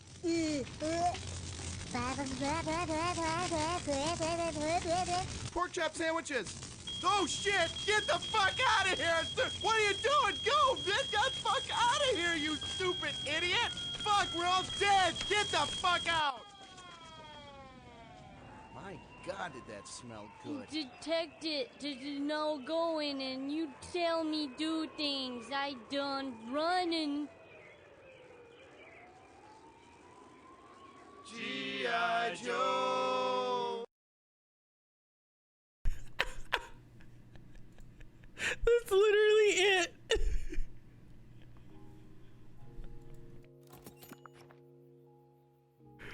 Why are they so sexy? Oh no. I have concerns. It's on YouTube, so it can't be that explicit, but just the thumbnail alone, I'm like, I'm gonna get banned on Twitch. I just, the fucking, oh shit, oh fuck, we're all dead, get the fuck out. I referenced that video so much, by the way. Like, I mean so much, and nobody gets it, and I fucking love that. It's like my own personal secret. Victoria's Secret? Nah. Pork chop sandwiches. I reference it, and I showed Jared like 5 times, and he still doesn't remember it for some fucking reason, and it makes me laugh because it's like I have shown him it, and if he still doesn't remember and I can still make the reference, I will take it. It is weird. He's like, what the fuck is this? And I'm like, that's the point. It's just, what is this? Okay, I have been putting this off, but I think it's time. I think it's time. Actually, I don't know if I want to do it right this second. I need more gravel path, actually. Which I think is just gravel and dirt. Because I want to move Minnie and Mickey's houses down here. I mean, maybe we could do that without really going too far. Like, we'll move Wally temporarily down here. I'll put him somewhere else. For just now, I just need to get him off of this main section here. I'm wondering if I shouldn't move Goofy Shop over here. These signs are cool and all, but let's get rid of those. There's like 3. Oh god, there's this one guy. Oh, I just thought of something. What if we put, well, I was thinking Mickey and Minnie could live across from each other, but I think having them next to each other would be better. Let's grab just a couple of things. Let's move this. Let's move this. What was I gonna say? Move that. Move that. Move that. Let's put these barrels away. Let's move this. What's that one YouTube channel? Meat Canyon or something? It's so fucking weird. And I fucking love it. It's so fucking weird in the worst possible way. And like, not all of them are great, but some of them are really fucking funny. Like, they're not supposed to be like at all. And I'm just over here like, this is fucked up. I love it. But like, this is why I feel bad for Jared sometimes, because like, it's college humor. I showed him one of the, can I not? Why did it do that? I showed Jared a couple of scenes from that new Hellraiser movie, and I was telling him, like, I was going on a rant to him about everything, and I was like, see, look how good this looks, isn't this fucked up? And he's like, should I call somebody? And I'm like, look at this. You can see right here where his skin gets stretched because there's a hook in it and it looks really good. And then over here where she's sticking this right here, and then this person's actually like, the spinal column is actually really accurate. And I'm just like going off, and he's like, am I gonna die in my sleep? Is he about to, should I hide all of the sharp like, what do I need to call? This is where I die. Like, I felt bad. I'm just like, listen, okay? I am very passionate about things that I should not be. I wonder if I should move Goofy Shop to like here or something. Or like, cause like, where am I gonna put Wally? I almost feel like Wally needs to go somewhere else entirely. Like, I like having his house over here, but I'm also like, maybe, would it make more sense to have him over here? But then he'd be by himself. There's no room for him up there. I wonder if I should put him over here. Cause it is like dirty and dry. I think it looks more accurate to have his house like this. Maybe I will do this. We'll put his house over here. And then we'll go grab that little bird house that I had next to his house. He found it. It's his. Where's the front? There's the front. There, see, just a little bird house. Okay. Excuse me. And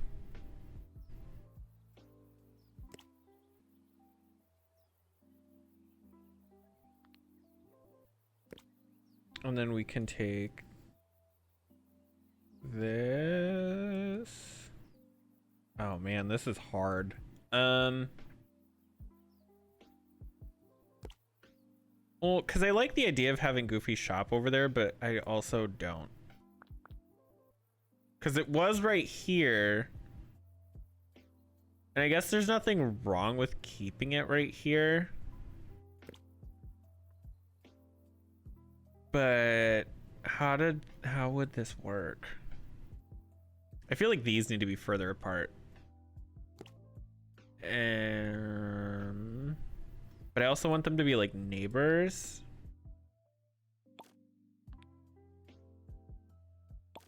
What the fuck? What? How do fences work in this?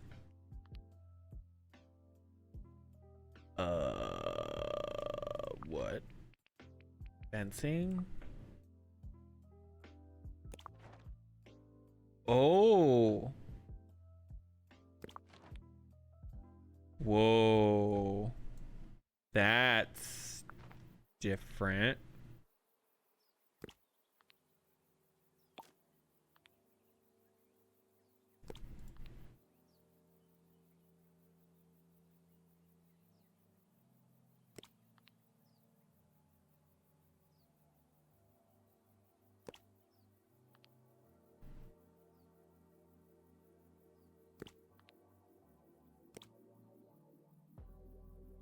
Okay.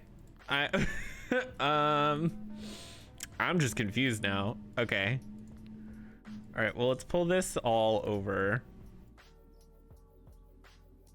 And then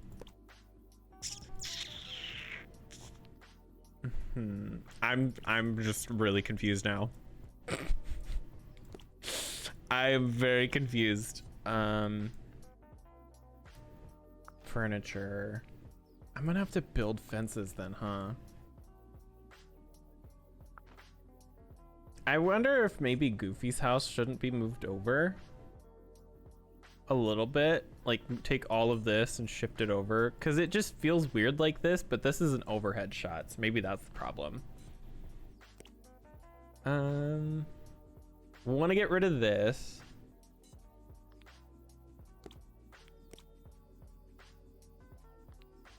You like the building aspect of this game? It's different than what I'm used to. So on one hand, I don't love it, but I don't fault the game for that. I put that on myself for... Oh, and then we could put this over here. That actually might be really cute. Okay.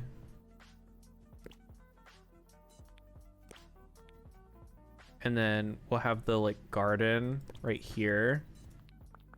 But like maybe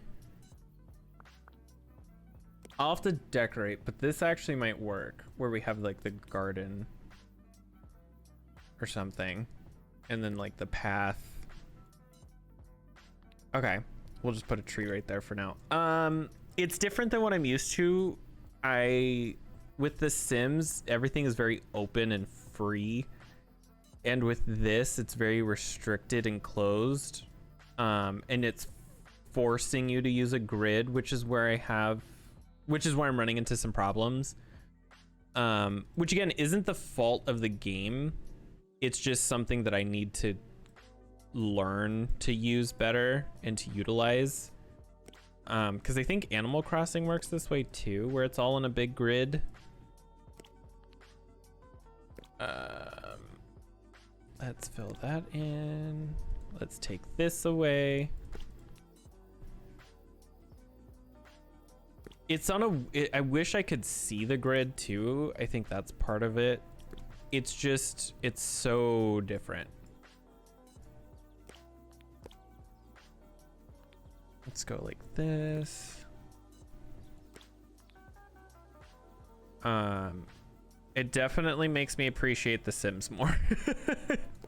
It definitely makes me think about how good we have it in The Sims. Because yeah, see, this just looks weird. These aren't... Oh, you can move it. Oh, see, this isn't centered. Cancel. Like this is where I have problems, is like trying to get stuff to line up. It doesn't want to. Like I'd probably move that there and move that like there. And this tree should probably be like that or something.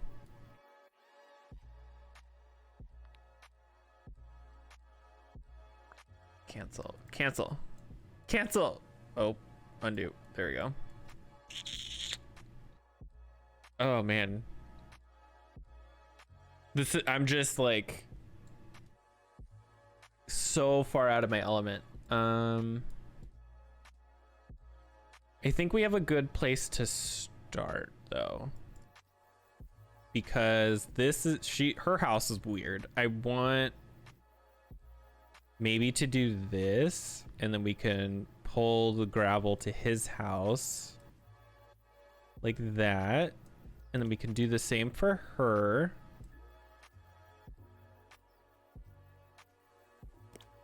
Yeah, see, this doesn't line up no matter what I do, and that's that's why I'm like, because if I move it over here, it doesn't line up, but if I move it over here, it doesn't line up, which this is the part that doesn't make any sense, and is what kind of makes it really difficult to build. Look how weird this looks. And if I did 3, that would look even weirder. I just kind of have to deal. I think that one looks better-ish.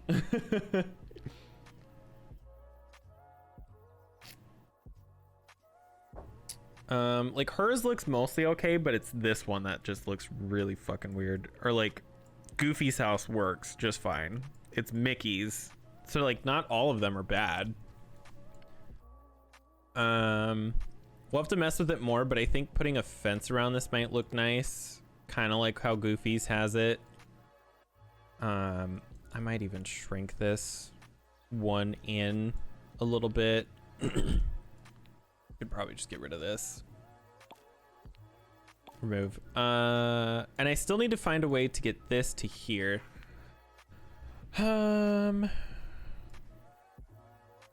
This is the part that's like a problem. Should I move some of these trees maybe? Maybe the plaza up here should be open. And then we'll have like a bunch of trees down here.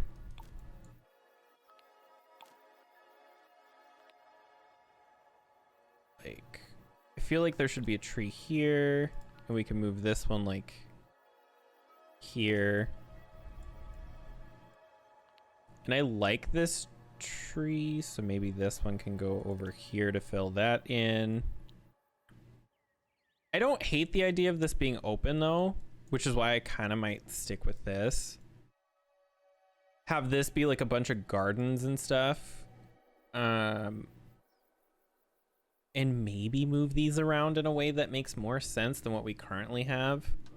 Because like this little thing is fine. I will move my house somewhere.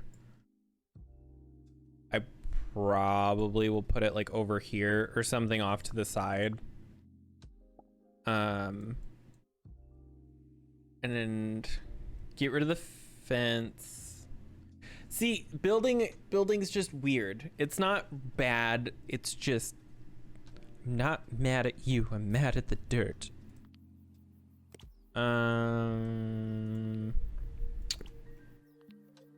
About. See, this just looks odd. Just looks so very odd. Flowers. Let's get rid of these because they don't make sense up here. I don't want it to be perfectly symmetrical because I feel like that doesn't make sense. But I'm also like this the way it is doesn't make sense. It sucks that we have 3 giant buildings the way that we do, because Well, maybe we can keep this and adjust it a little bit, and then take this and put it over here, and then move our house down here somewhere.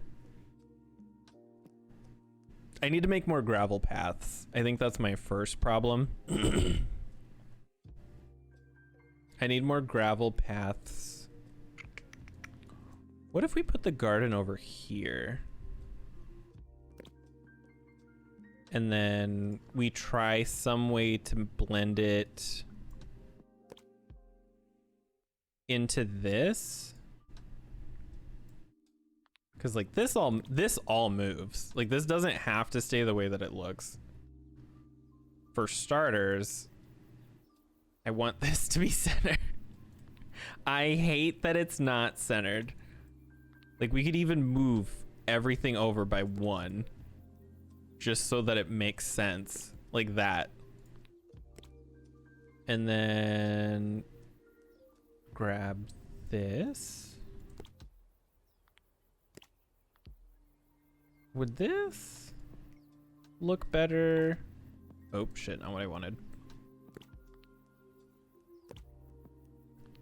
Cause how many is this? 1, 2. Oh, it's 2. I almost wonder if I shouldn't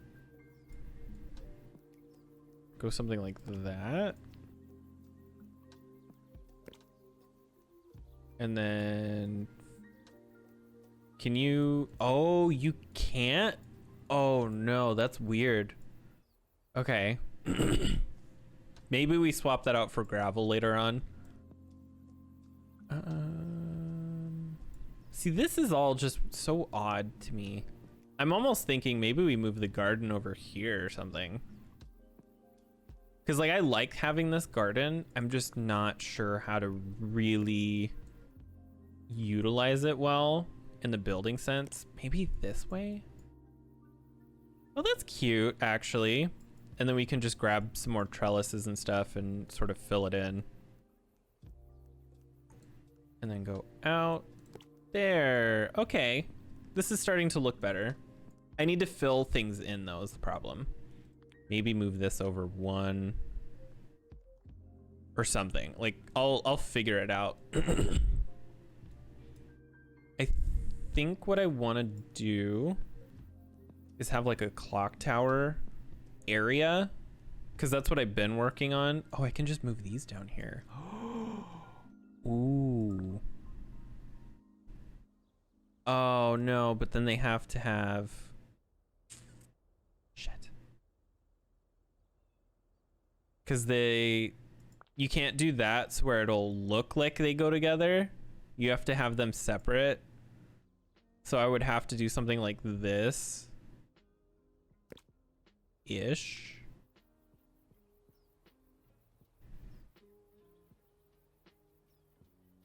Like there, which is fine, I guess. Well, let's see how this looks. If we just go like this. Oh, see, that doesn't, but you can do that. Looks a little odd, but I think we can make it work. Somehow, some way. Do that. Snatched. And then 1. Because maybe we try to enclose it, not like fully, but like that. And then do like 1 more or something. That feels a bit much. No, this feels like too much. Would that make more sense? And then move this like over here. And then leave this kind of like that. Or maybe...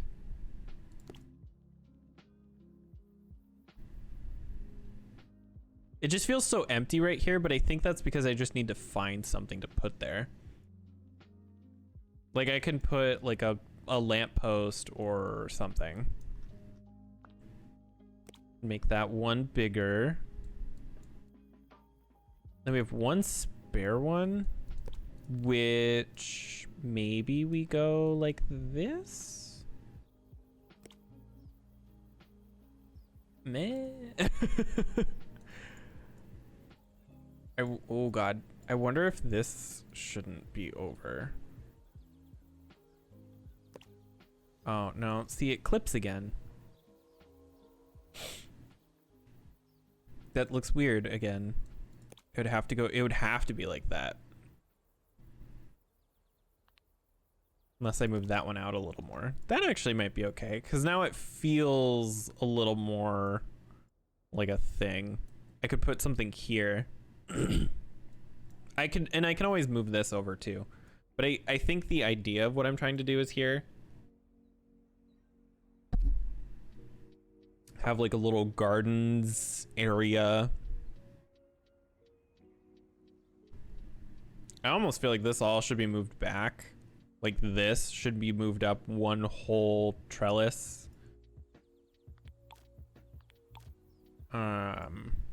So like instead of there, it would be like here.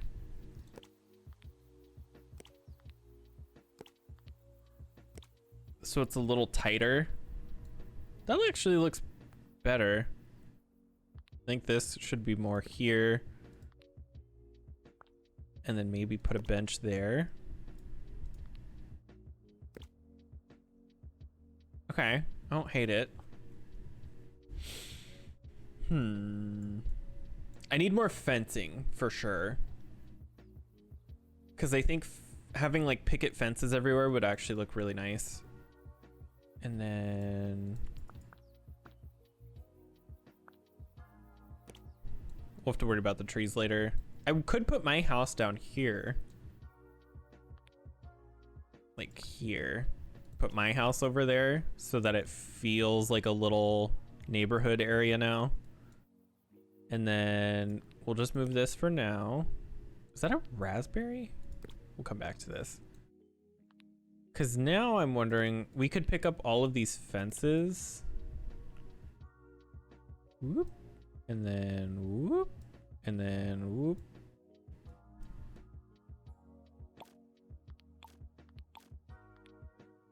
Just move that for now.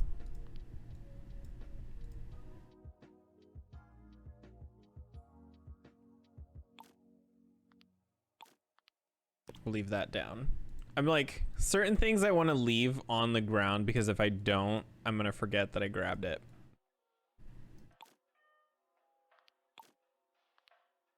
All right, what's this? Is this any? No, we'll get rid of that. So now this is where things start to get really bizarre. So we'll start with the fence first. Do I want my house? Yeah, my house is fine like this. So I want to fill this in and actually have it be like a full picket fence. Except for back here. We'll have a little opening like that. And then we can go over to here. Are these not gonna connect? Oh, that's weird. Oh, that's weird.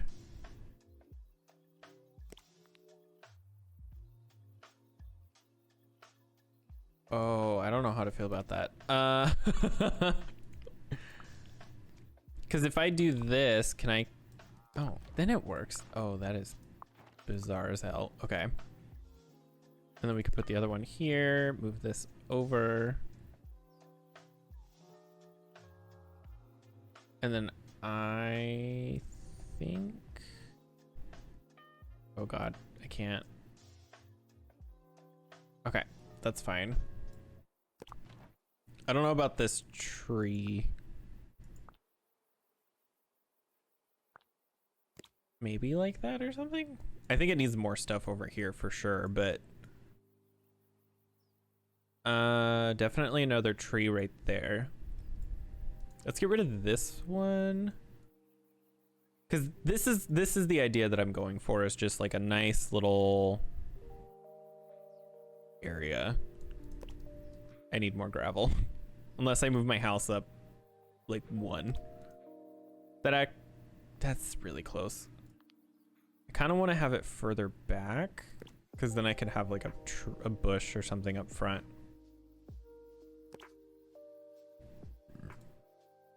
Maybe it was fine where it was. Hold on. Maybe here. I'll just have to make more gravel paths. That's fine.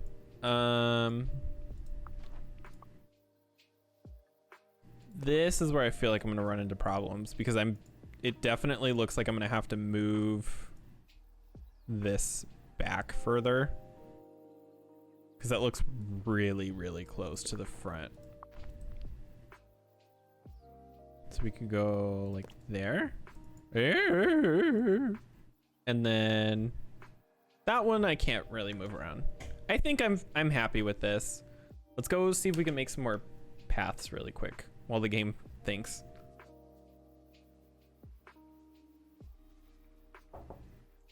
I don't remember what I all need. Oh, see, this looks weird. This looks so empty up here now that I like ripped everything out. I don't hate it, it just needs a lot of work. Fencing and paths, loose gravel. Let's make that.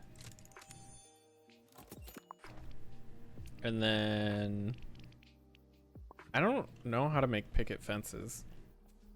And I mean that like I don't have the recipe for it, which is kind of weird.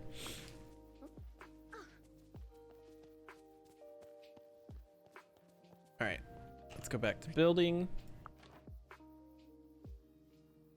Let's see. So now we have a little bit more to work with, but not a ton. Okay, there, that's better. That's way better. How do you make picket fences though?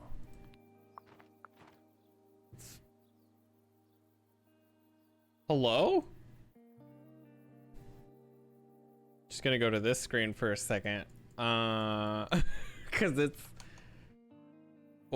flashing. All right. Actually, I should take a really quick break. I haven't taken one in a couple of minutes, so I will be right back.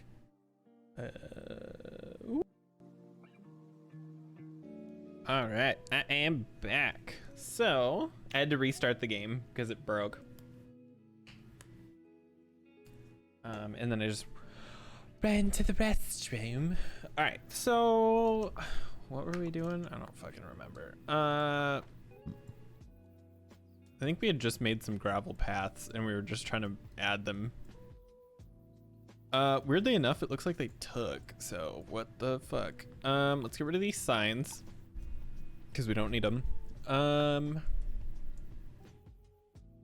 That's a tree. These are trees. Let's just move this stuff around a little bit. Because I'm wondering if I shouldn't have some sort of a garden. I think that might look nice. Let's move this. Move these. Shoot. Okay. I'm like looking at the stuff that's like everywhere, like the things that I can't move, and I'm just trying to like, okay, keep a mental note so I can go move them really quick. Like this and these sticks. Nope, not that. Inventory. Drop. Or like that hole in the ground over there. I want to get rid of these things really quickly so I can come back. Or so I can go through and like move stuff around and actually like build. Dig. And then fill it in. Okay. So what I think I want to do is maybe move Scrooge's store to the left. Hydrate? Thank you. I think I want to move Scrooge's store to the left and then maybe change around how Remy's is a little. I'm not quite sure how far I want to go with it though. I don't like this back area, which is where I think I have a problem. Maybe I'll move them to like here or something. Let's get rid of this rock.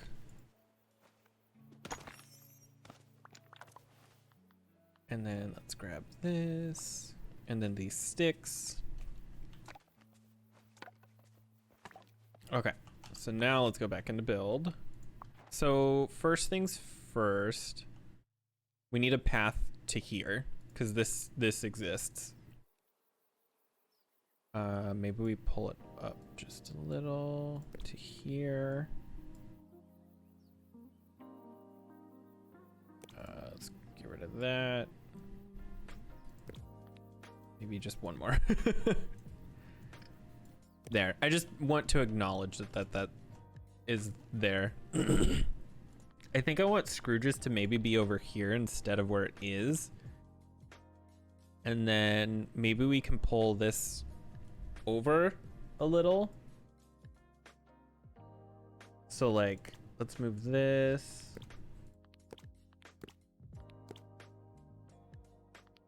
So that we can actually get back here. Because it doesn't matter if this is filled in like here. And then let's move his house just for a second so we can clear out these paths.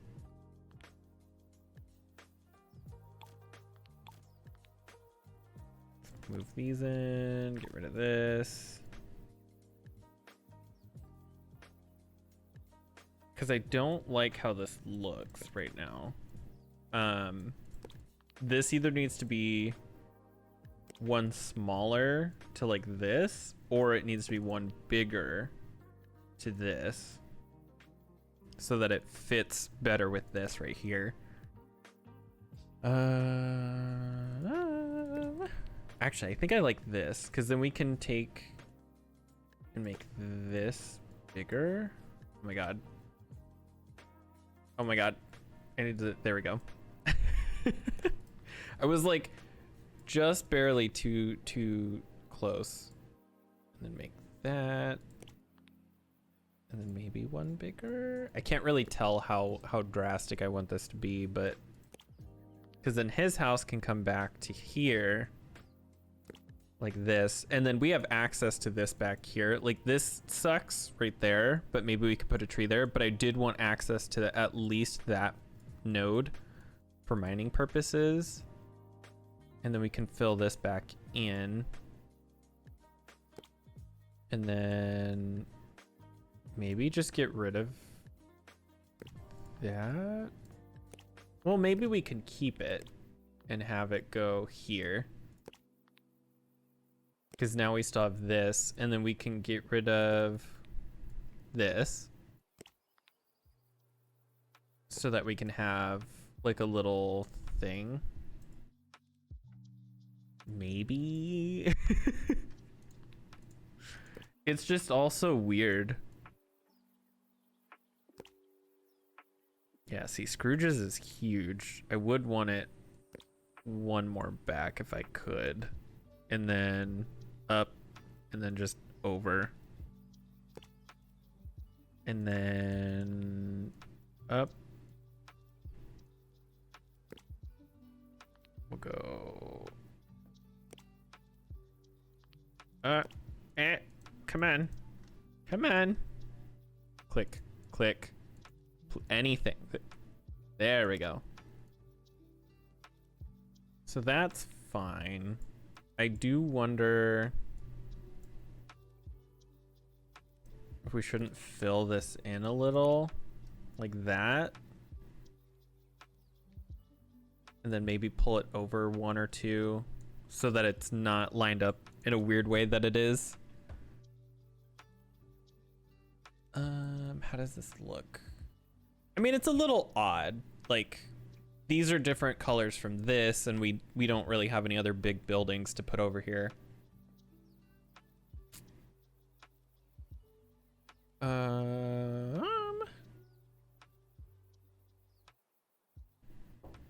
I do need to see what Prince Eric's place is gonna look like too.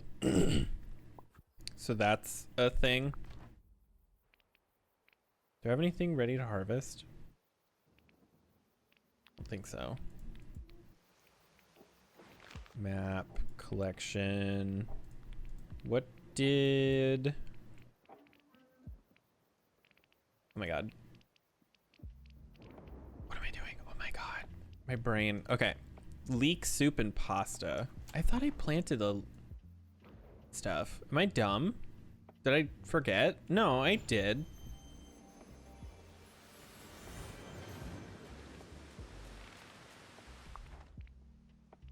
I thought I planted a tomato.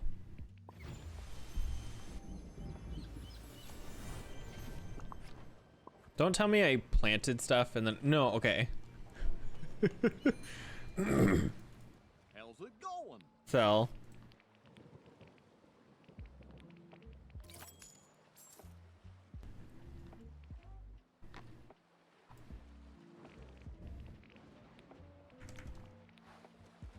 I think I'm just crazy. I swear I planted stuff to make this, and now I can't find it. Okay, it's all still... Oh, it's just taking forever. Okay.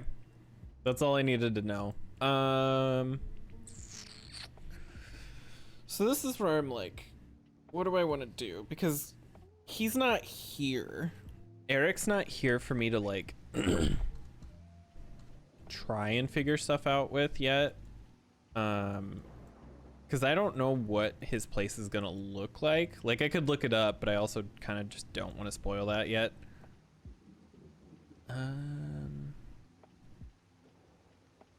Oh, can we move this back just one? We can actually move it back a couple. I think just one will be fine. And then I'm just gonna fill that in and then move this one over one. Maybe two? Actually, two might look better. Go. It's just the pathing in this is not... It's a little rough to try to use, I will say. It's not the friendliest way to do paths. And then I kind of want to like kind of want to trim this a little.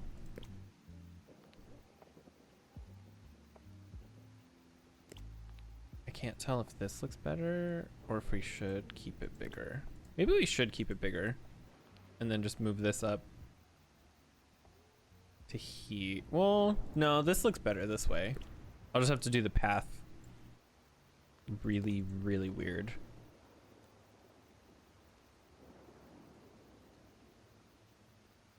Like that.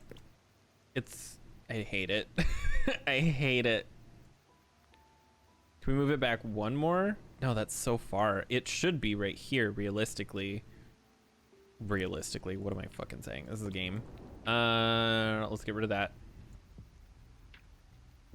Because it should... I want it to not look odd, but it already does. So this... Okay, so that's too close. Right there. Oh my god. So here is how this is supposed to look. This is where this is gonna be. Let's see this. Oh man.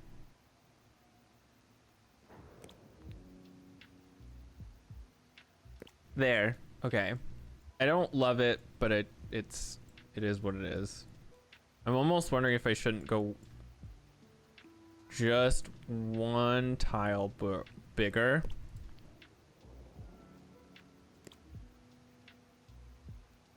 Why can I not click on that?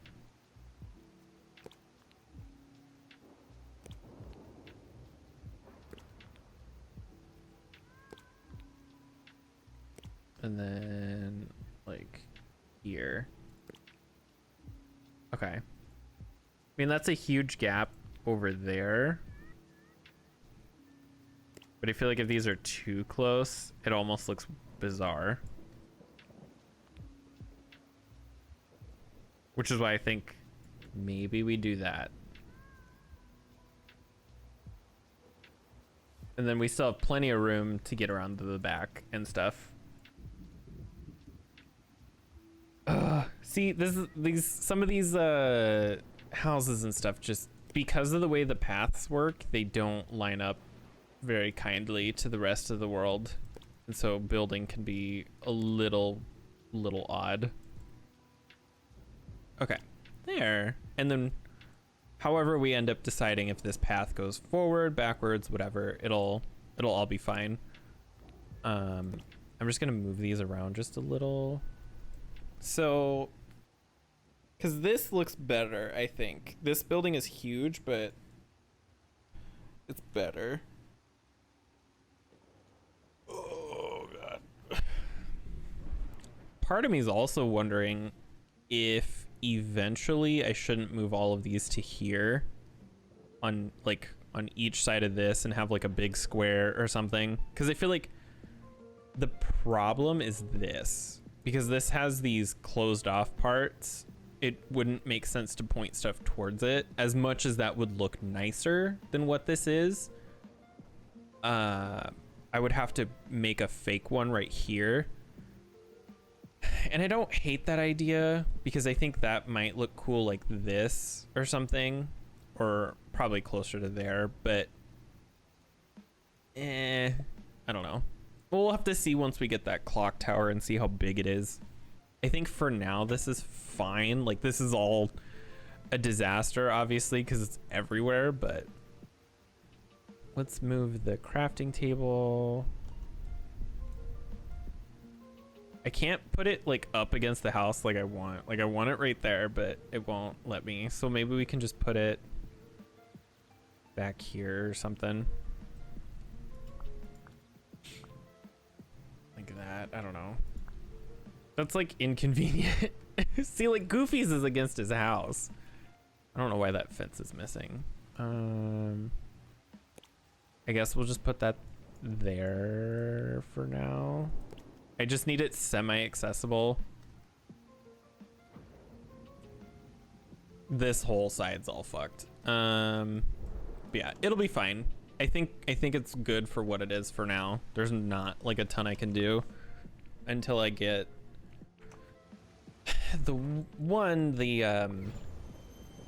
my neck to pop. No, until I get more fences and the clock tower, and then I need to figure out what the fuck is happening with Prince Eric, and then I'll be able to figure out what I really want and need to do. Furniture. So speaking of clock tower, why do I have the same thing like 4 times? I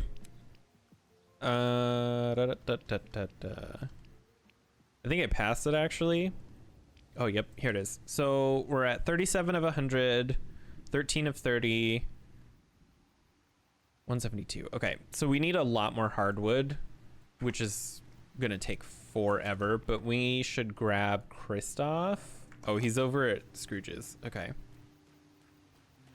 I don't dislike not having trees up here. I think it looks nice with the idea that all of that would be down there. Like, this up here would just be a bunch of gardens and lower things, like a plaza, maybe 1 or 2 big trees, but it's gonna be pretty low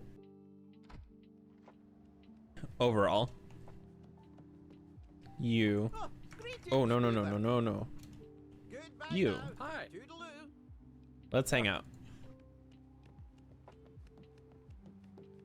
Double check on any furniture. I don't see any. Okay. Let's go. I need to get iron. Actually, we'll be streaming for too much longer. Morning streams are going to be from either 8 or 9 to noon, so no later than noon. And then afternoon ones are gonna start depending on how I'm feeling.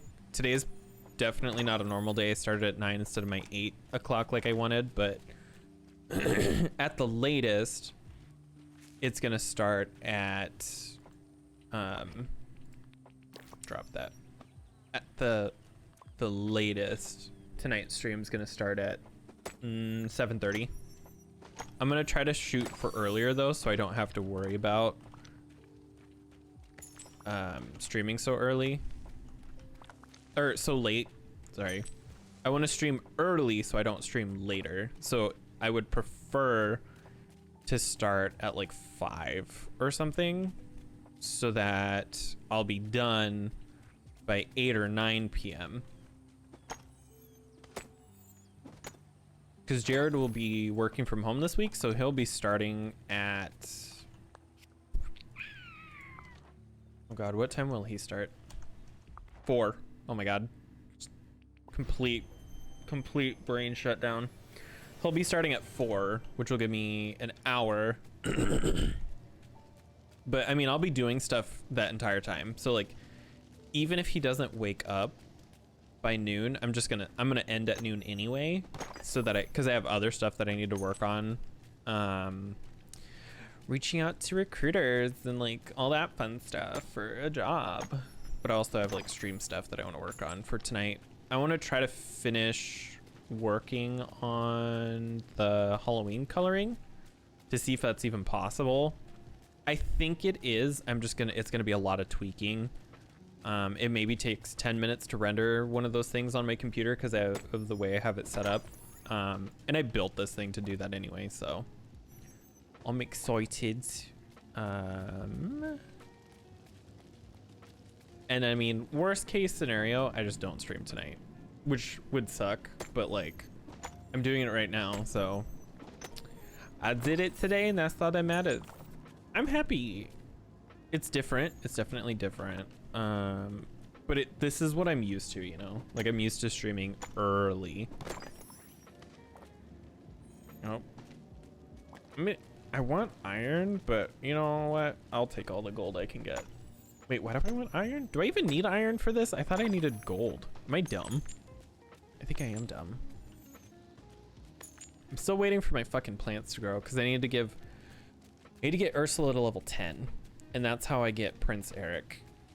I really do think I'm gonna move all these like harvestable plants with the exception of like the bananas and coconuts, which I'll keep down below at the beach. I think I'll move those all up to the plaza and try to implement them into a garden of some kind. If not there, then definitely down in the meadow near Wally's garden.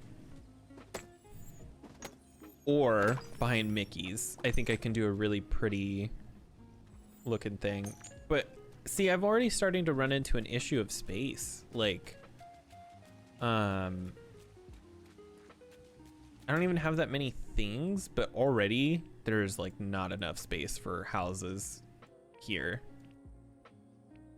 And like, yeah, there's a ton of space up here, but I'm talking about like, if there's more like Mickey characters, I don't know if I'll be able to have more. I don't even know if I'll be able to pull that off. Let's see. Oh, I need a bunch of hardwood. So let's go to... Oh, wow. There's like a bunch of people there. Let's go here. So we're going to look at... Let's go over here. Yeah, see all these blueberry bushes. And I think it would be nice to have those kind of collated to one area. Any wood? No, not really. Oh, we need stone too, which we'll get for mining, but it never hurts to get more rocks. There was a time not too long ago when I was playing this where I was like, I have way too much stone, so I sold like 300 of it. And I was like, yeah, I don't need that. And then like 5 minutes later, I needed like 400 stone. And I was like, fuck. And I was like kicking myself. And then I finally had a bunch of stone and I didn't need it anymore. And now I have like overabundance, and now I'm like, I don't need this anymore, but I'm like, well, God, if I sell it again, I might end up in the same situation like I did last time where I needed like 100 wood. So now I'm too scared to sell it, but I'm also like hoarding it in my inventory. But I also have the wrong kind. It's not hardwood, it's just regular wood.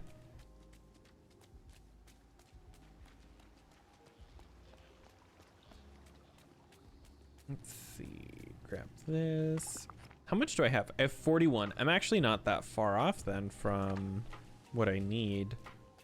I should probably space these trees out a little. From what I've been told, the more space between the trees, they'll drop more hardwood because they'll have more room to do that. So I should kind of do something like this where things aren't so close together. There. Doesn't look that weird either, so that's fine with me. Oh shit. Drop. Boop. Boop. And boop. And boop. Oh my god. Oh, I'm already tired. I haven't even been awake that long.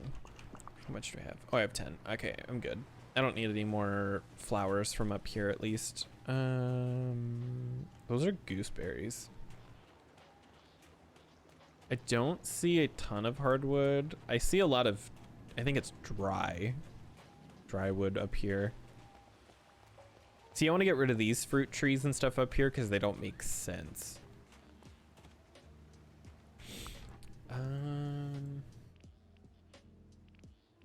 I guess let's go check down here. We already checked the meadow. Or the plateau. We'll check down here and then then we'll go see if we can craft some more ingots for gold. Oh yep, see there's some here. Some over here. I wonder when my stuff's gonna be done. Oh, there's one. So we're just waiting on that over there. Because I needed a tomato and a potato. I planted a leek. I don't remember where. I don't remember where. I thought I needed a potato only, but did I plant? Wait, why did I need a potato?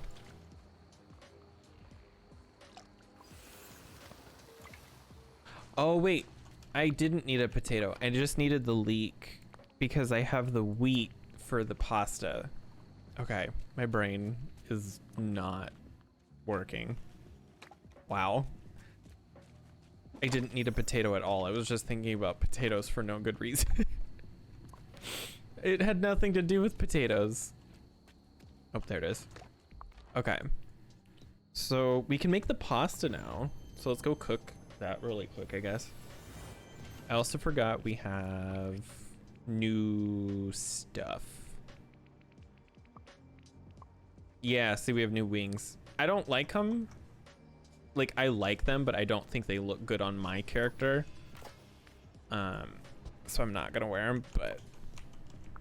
Okay, so let's go home, which is just right over here. See, I think I'll keep the coconuts and bananas and stuff down here, but definitely move, like, blueberries, maybe the cherries. I might not with those, but, like, gooseberry bushes, all the stuff that looks similar up there. And it'll have, like, a function, but also it'll look nice.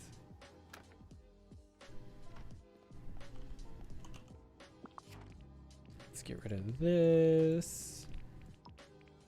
There we go. I'm gonna start storing these in here because I have way too many. They are taking up 2 whole inventory slots. Okay, let's go cooking.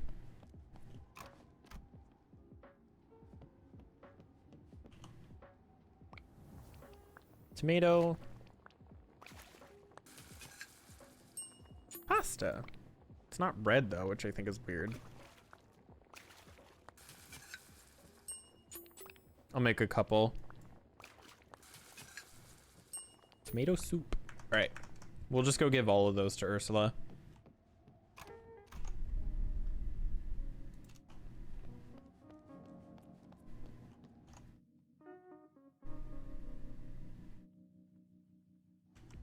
And where is she? Oh, she's down south. All right, let's go. She's like right over here. I almost wonder if I shouldn't rearrange how this all looks anyway. Maybe we don't have oh shit, she just fucking dipped. Maybe we don't have all the houses in the middle like this. Maybe we put them off to the side. Now, where'd she go? Oh my God. Maybe we put them off to the side somewhere so it looks better. Ursula, I have stuff for you. Oh, I can't get to you over there. Come on, come over here. Come on, come on. Come here, come here, come here, come here, come here. No, no, no, no, no, no, no, no. Come on, come this way.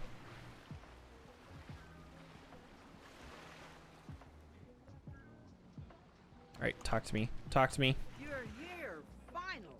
Finally, we're so close to leveling her up to 10.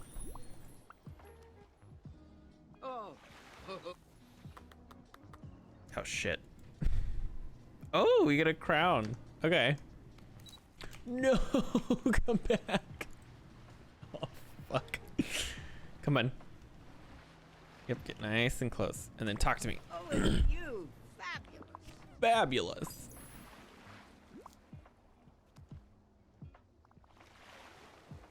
And give you tomato soup. Oh, see, didn't even flinch. Oh. All right, so we just need leek soup. What if I give her a brick? Nothing. I like how sometimes they get a bunch of points and other times it doesn't even tickle. All right, we just have the leek soup, which that should hopefully be done soonish. I know it would take 2 hours, but I thought that that time would be up almost now, or if not now. See, like there's a lot of open space over here, and I'm wondering if I shouldn't rearrange all of this instead and put the houses back here, but like maybe not.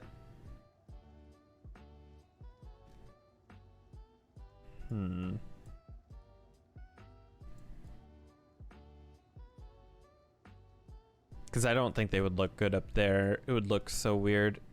Part of the problem is the ponds. Like these ponds are in a really bad spot to be able to build. Like if this one didn't exist, I could put the whole road right here. Or like if this one didn't exist, I could put it over here. But because it does, I don't really have a good way of placing stuff. Unless I move all of this, but then I would have to move this, and I don't know if I really want to do that. Maybe I do, who knows? Because that might not be the worst idea. Like putting the houses here across from this and then putting like one over here. Like we could have Goofy's right here and then like Mickey and Minnie. And then my house can be like over here or something, and then maybe we'll have to see. It's just really hard to gauge how stuff is gonna land because a lot of the times it doesn't do what you think it will, or at least what I think it will. Like I need to do stuff over here for sure too.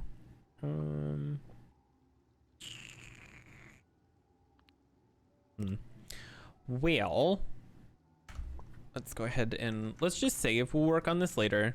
I have a lot of stuff I need to get done, so I just realized what time it is, so I'm gonna call it right now. Hopefully I'll be back later tonight. If not, then tomorrow morning for sure. But yeah, I had fun. Thanks for everybody who stopped by and everybody who followed, and I hope to see you all next time.